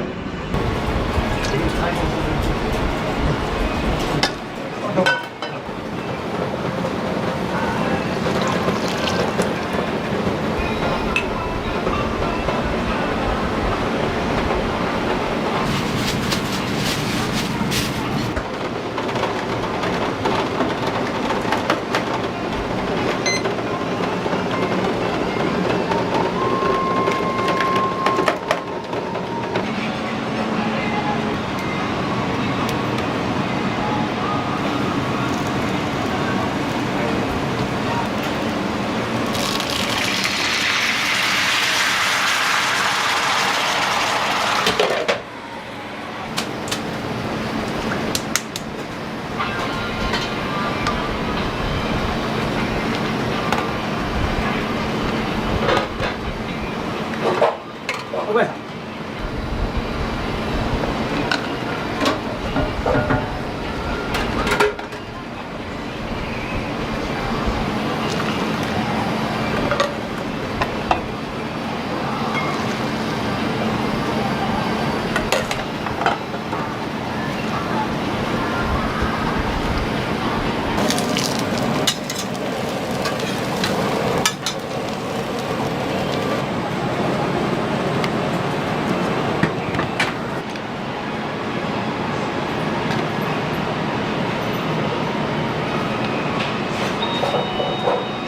はい、先生。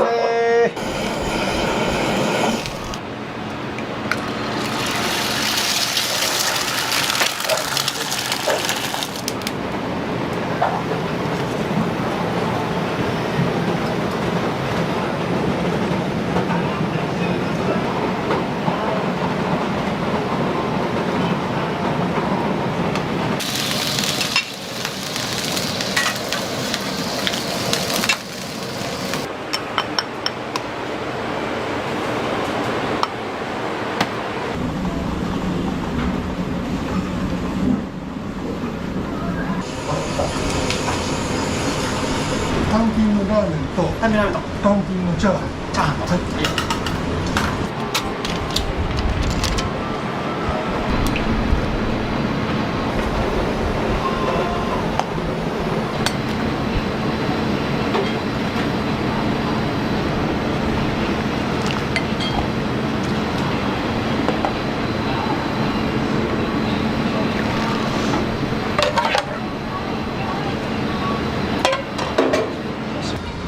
こちら取り皿も持ってきます。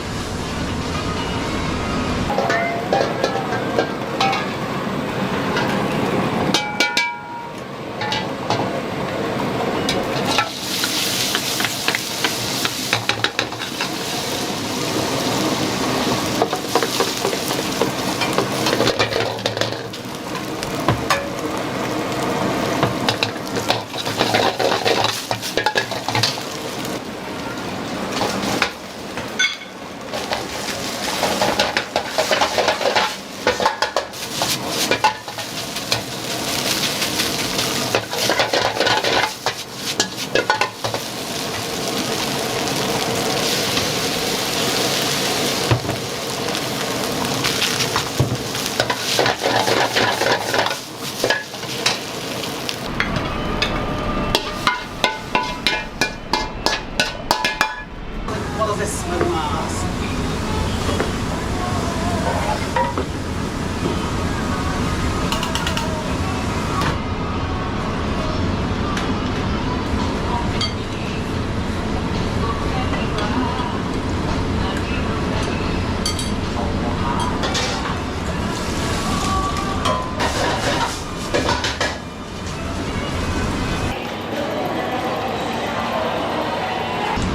ラーメン、じゃあ、はいよ。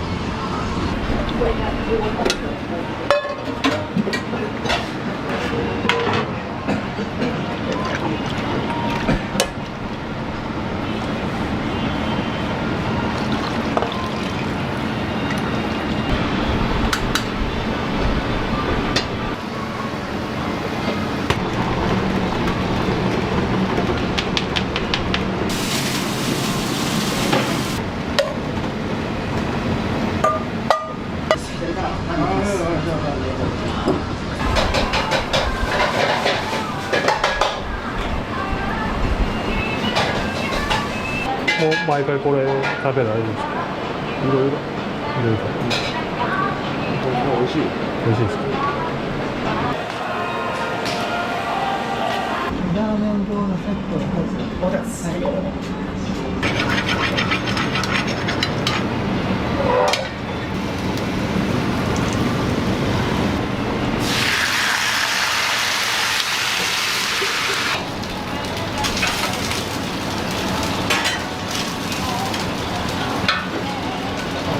餃子セット、お一つ目の餃子。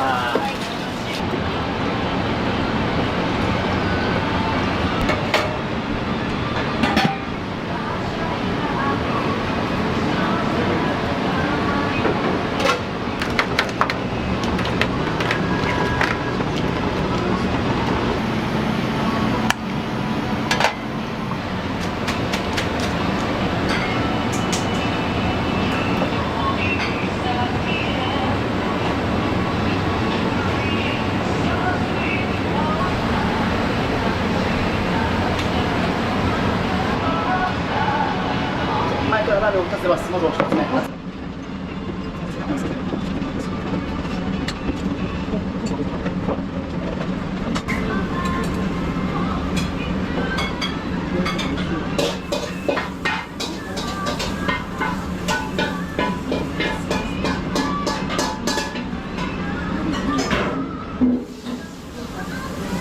ありがとう。どうぞ。お疲れ様です。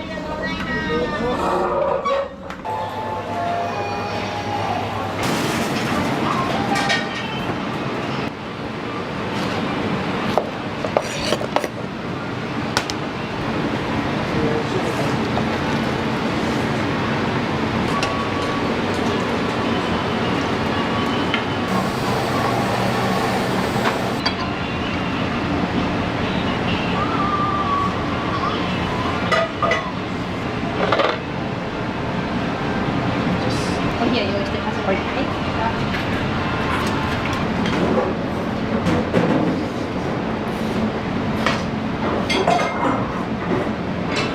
夏なんでさっぱりして。ト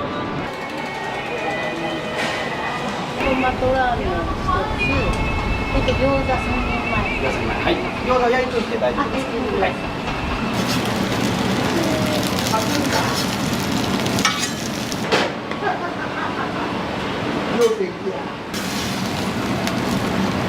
餃子3人前お待ちください。はい。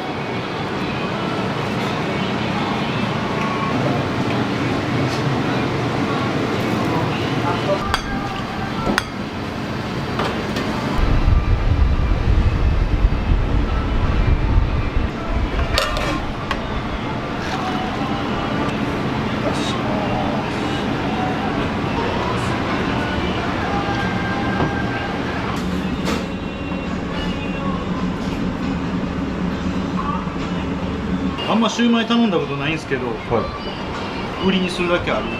美味しいですね。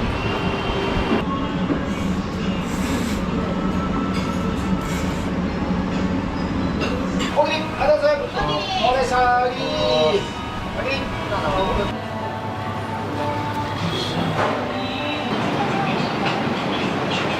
もうよく来るんですか？よく来るんですか？週1ぐらい。週1ですね。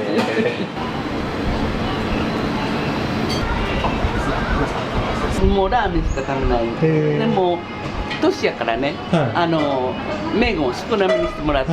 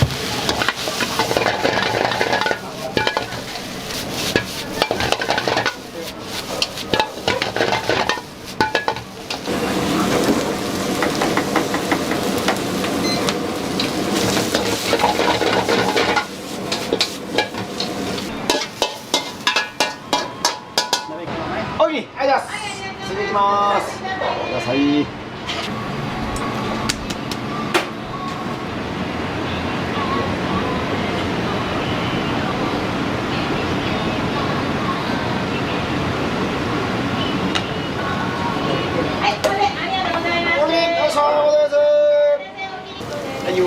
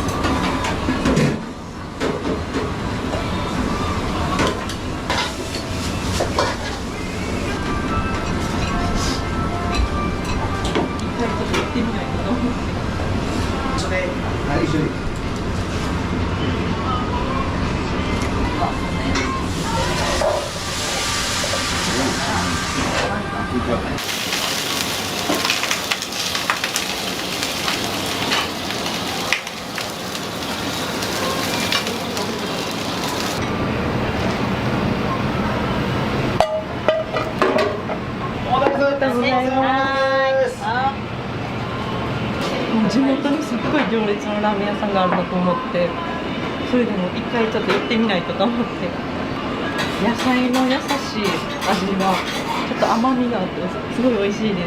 ありがとうございます。ありがとうございました。ありがとうございます。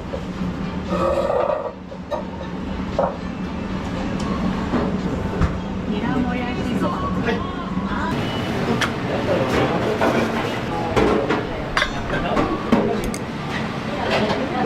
確かに。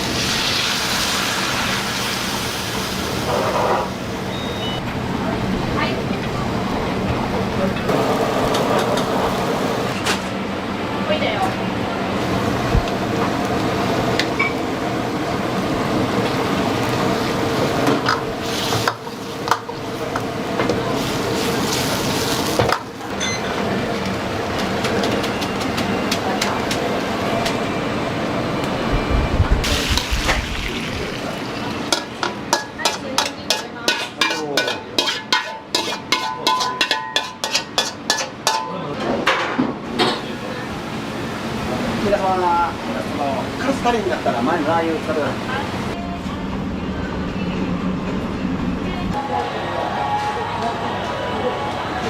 はい。はい。こうします。吉井さんは見てんねん。とりあえず餃子とシューマイだけと。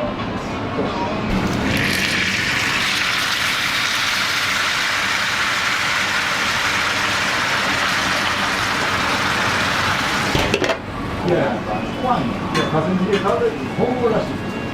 また送ってますのでお待ちください。最高にうまい。うん、ありがとうございます。ちっちゃい方な、うどんみたいじゃないじゃん。いや、あのどんぶができるのかな。ラーメンどんぶっていうイメージがわけへんでしょ。こっちから、なんかないから、卵あると薄焼き間にしたらって言って、でそれから器触って熱いよ。きれいな。これ卵あるやろ。卵入ってました。ネギも入れとこう。麺を。触れてるから違うから。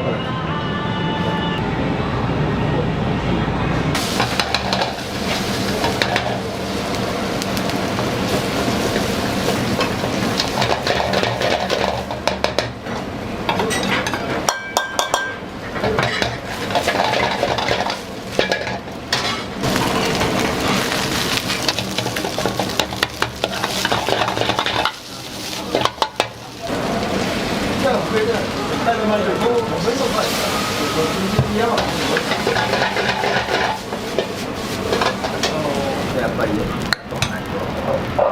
そでいいかな。だ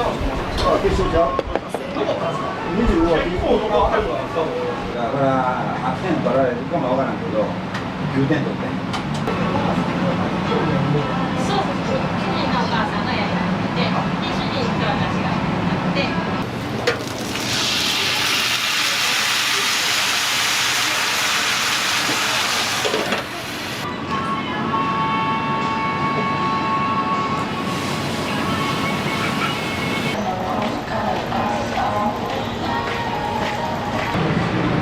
初めは南森町で。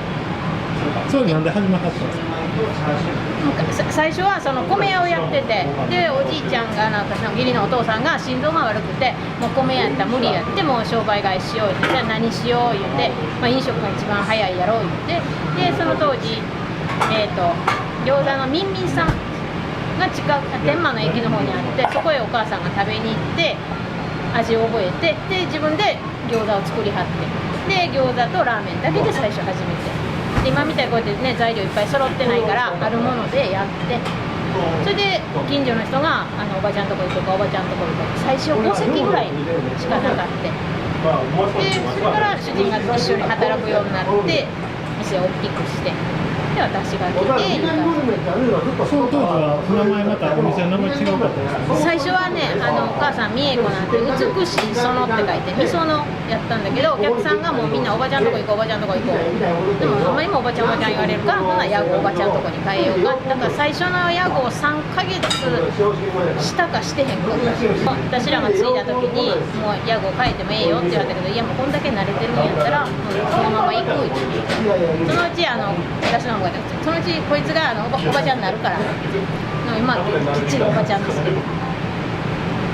でなんか名前を調べてもらったら、おばちゃんとこっていう名前の店はないって言われて、ほんなら登録しといたらって言われて、で登録して、まだ10年は誰も使えない名前。なんか若い兄ちゃんがしててもおばちゃんとかです。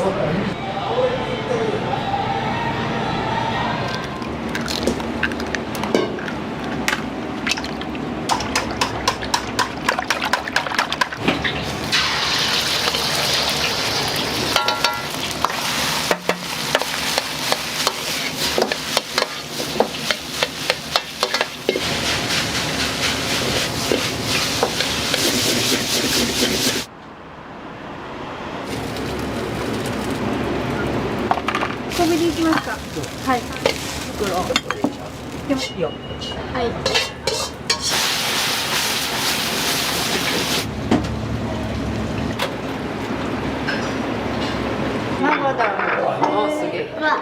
めちゃくちゃうまいです。もうファンです。で、とても美味しいんです。これ主人が大好物で。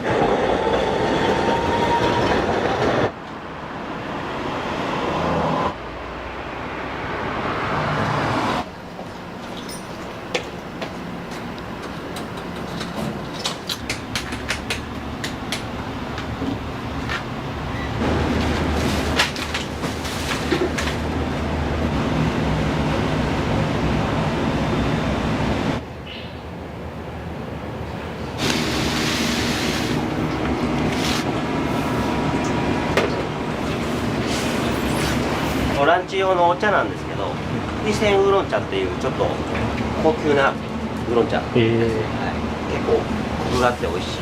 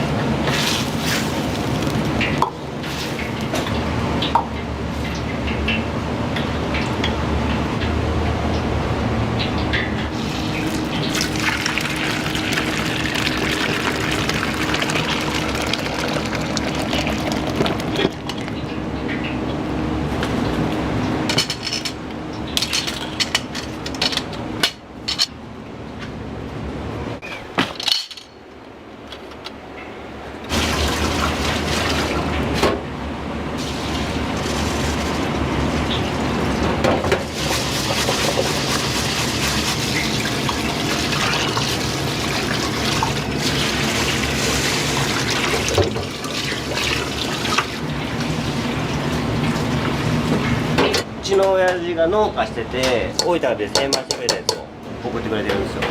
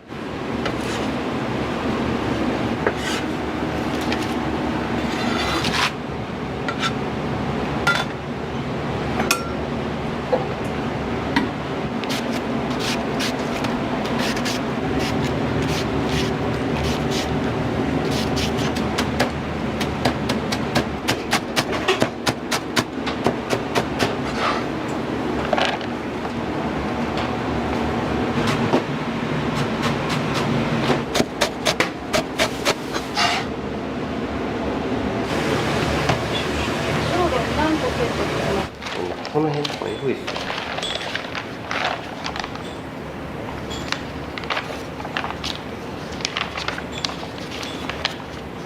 基本的にもう住宅街なんで住人ですね。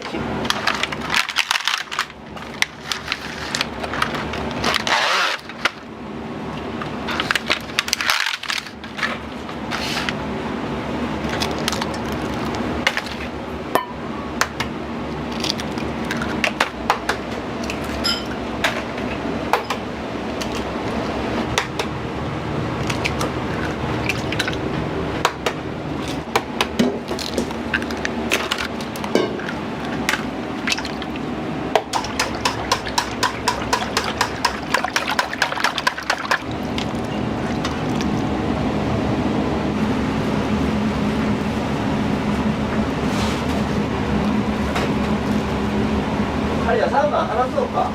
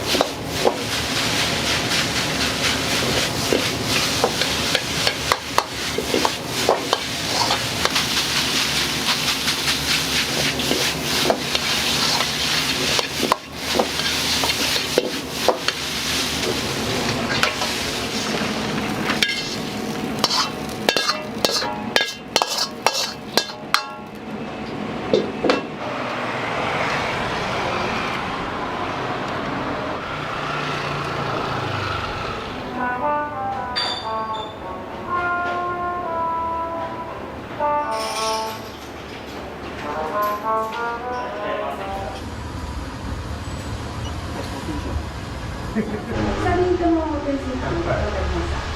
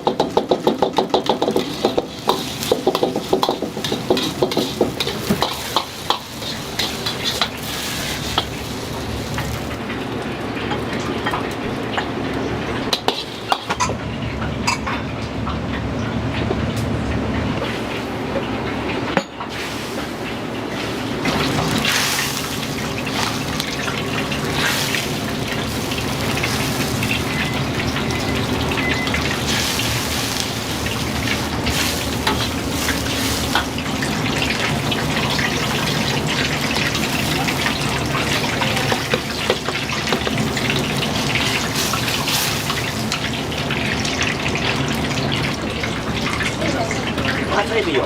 下げていいよ。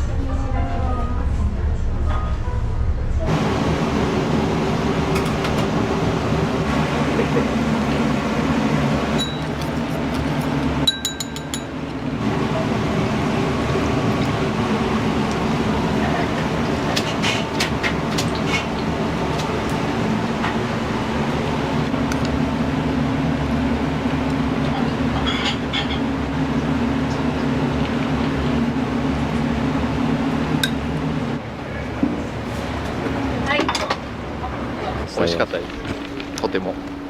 見ますんで。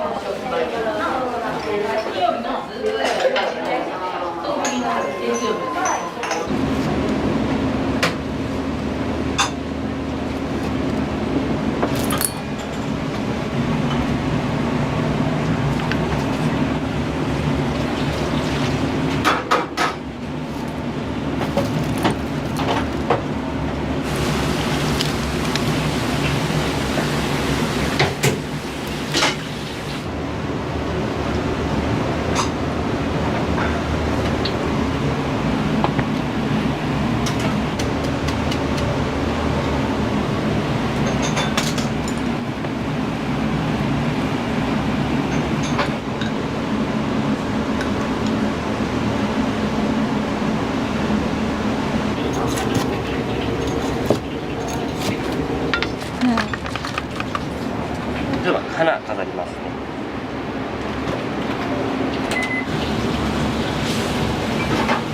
豚肩ロースブロックを3時間4時間炊いて角煮にしたものです。め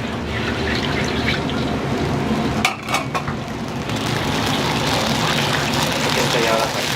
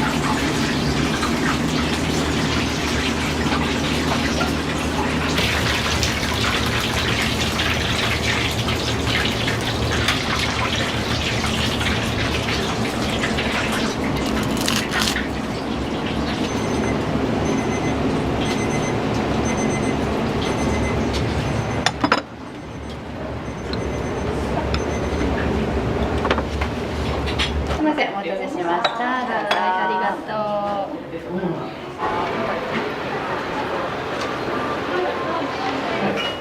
大阪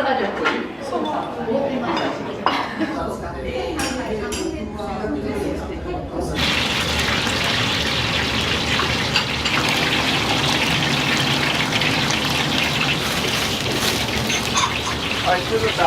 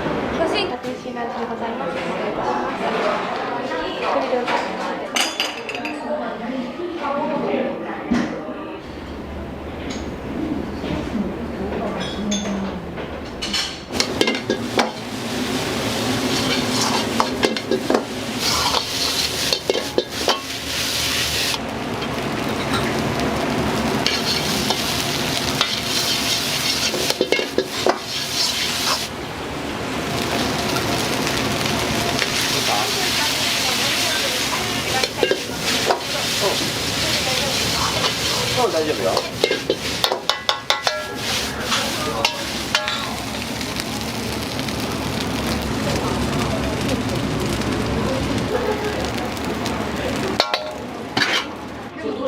り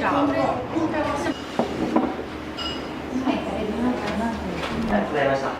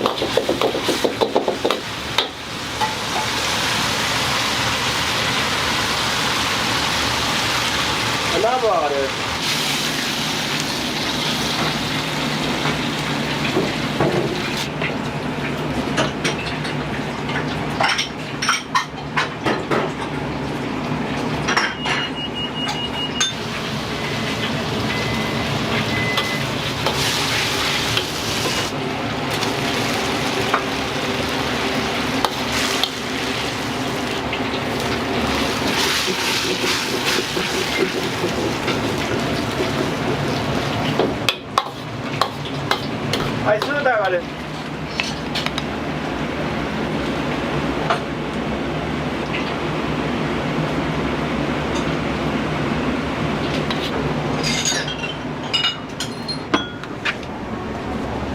ありがとうございます。美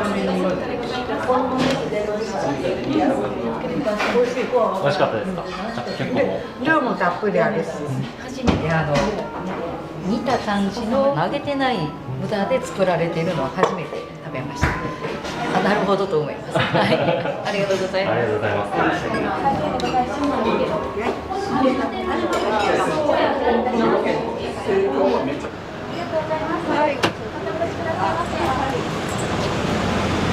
酢豚の定食ですか？定食やね。めちゃくちゃうまかったですね。濃厚でした。入ってる具材もなんか普通のところでは入ってないような、ズッキーニとか酢豚頼んだんですけど入ってて、味もやっぱり濃厚なんですごいこう食べ応えも量も多いし、すごい美味しかったです。お茶なくなってもすぐ入れてくれるし対応がめっちゃ早かった。対応が早かった。ありがとうございました。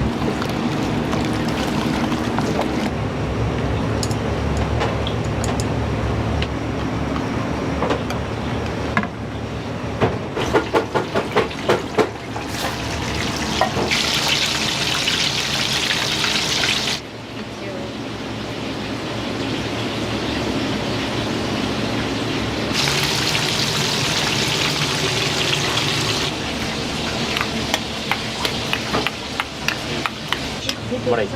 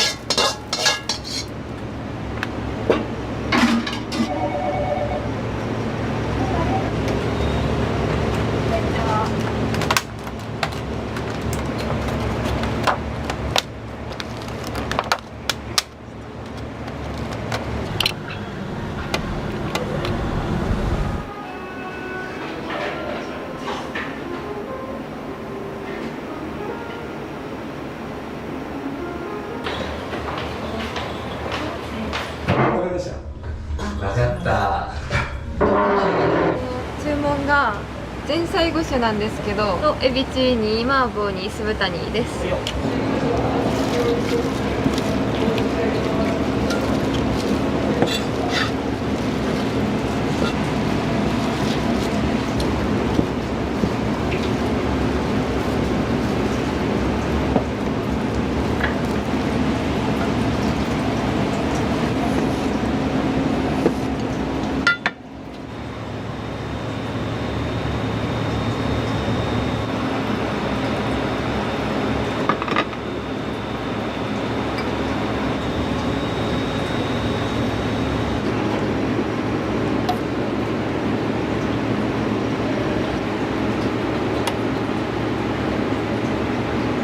それが1個いってる。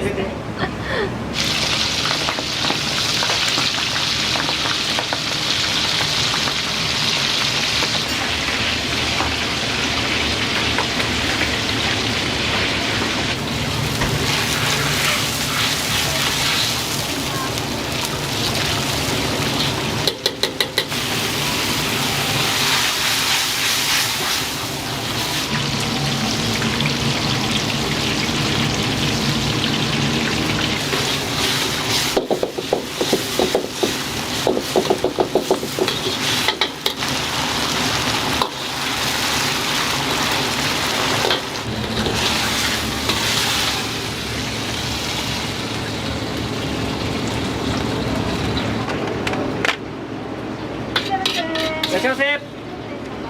はい、いらっしゃいませ。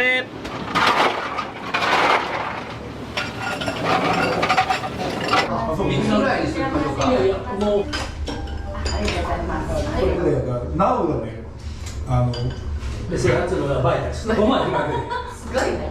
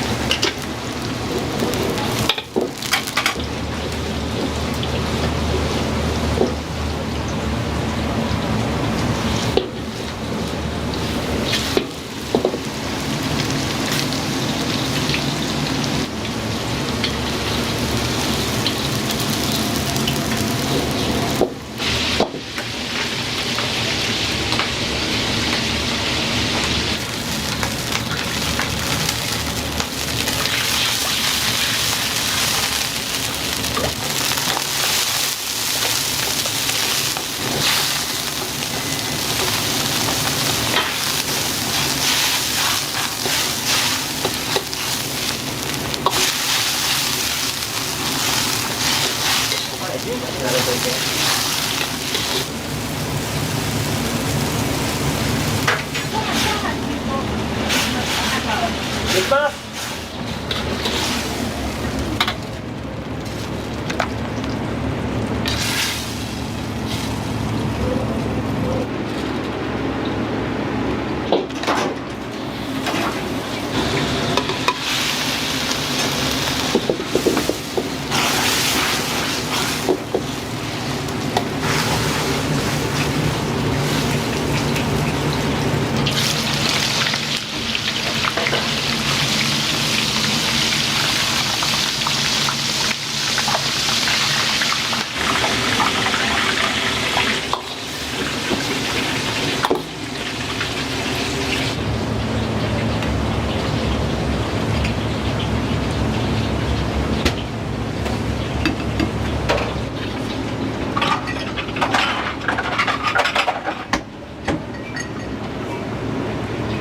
6番さん、酢豚。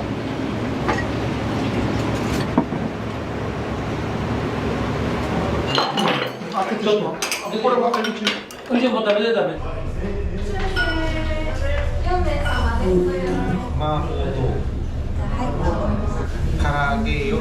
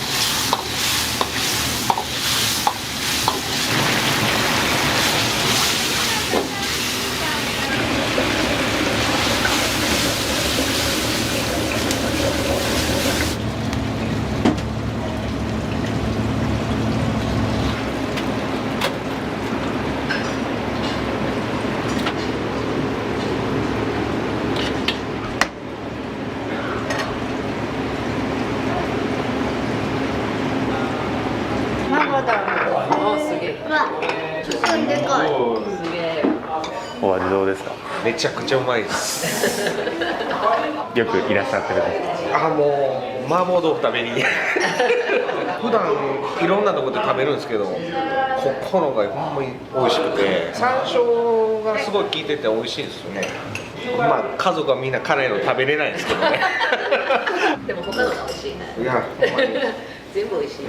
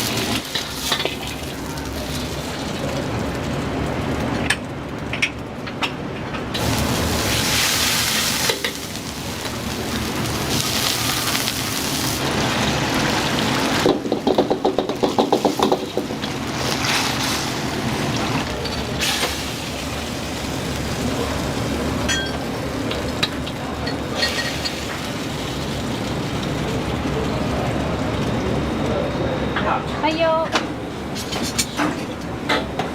天津チャーハンです。2つでお気をつけください。めっちゃうまそう。カニうまい。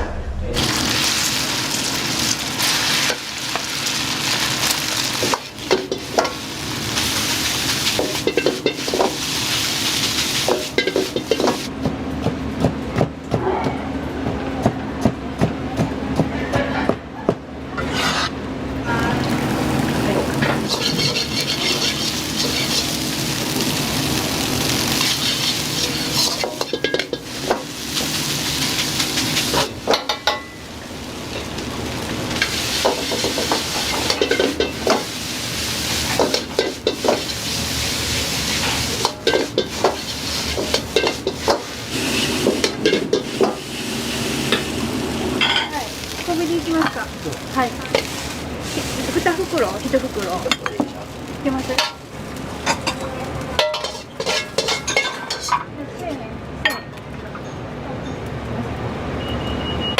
いいよ。はい。レディー。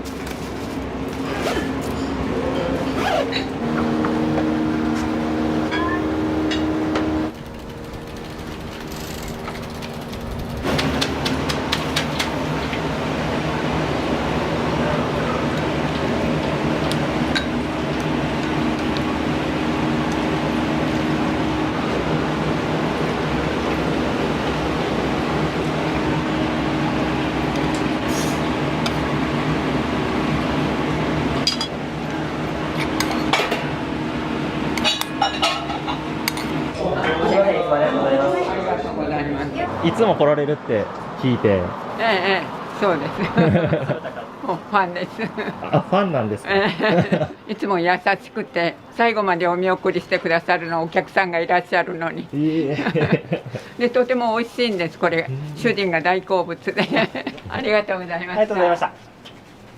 相変わらずうまいな。あ、いえいえ。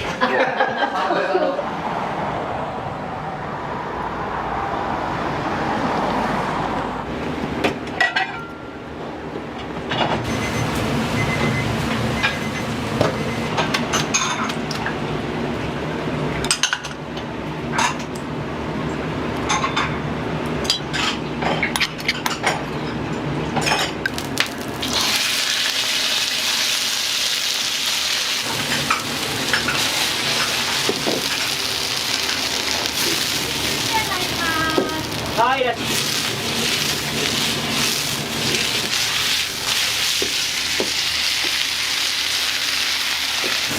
ジューシーですね、すごい。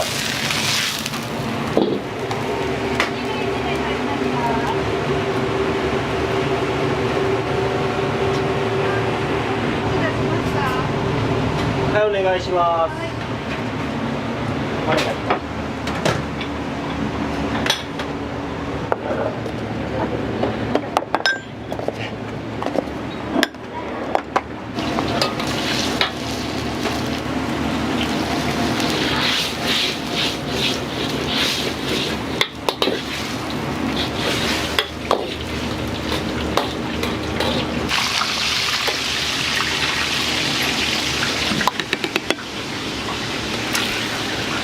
4番。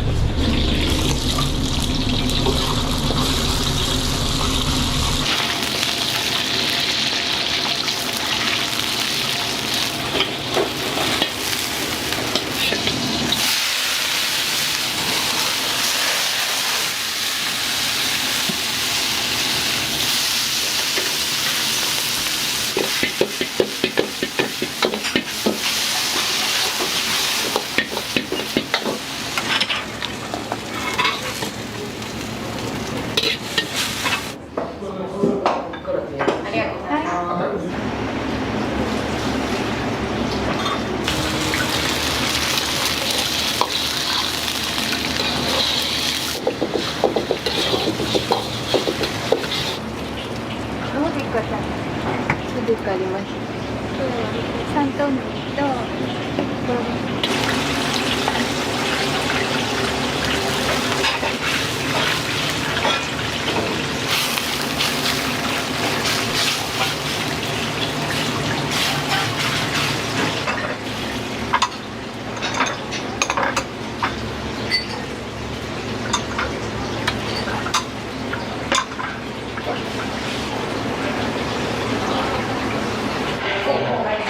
トロ天津なんです。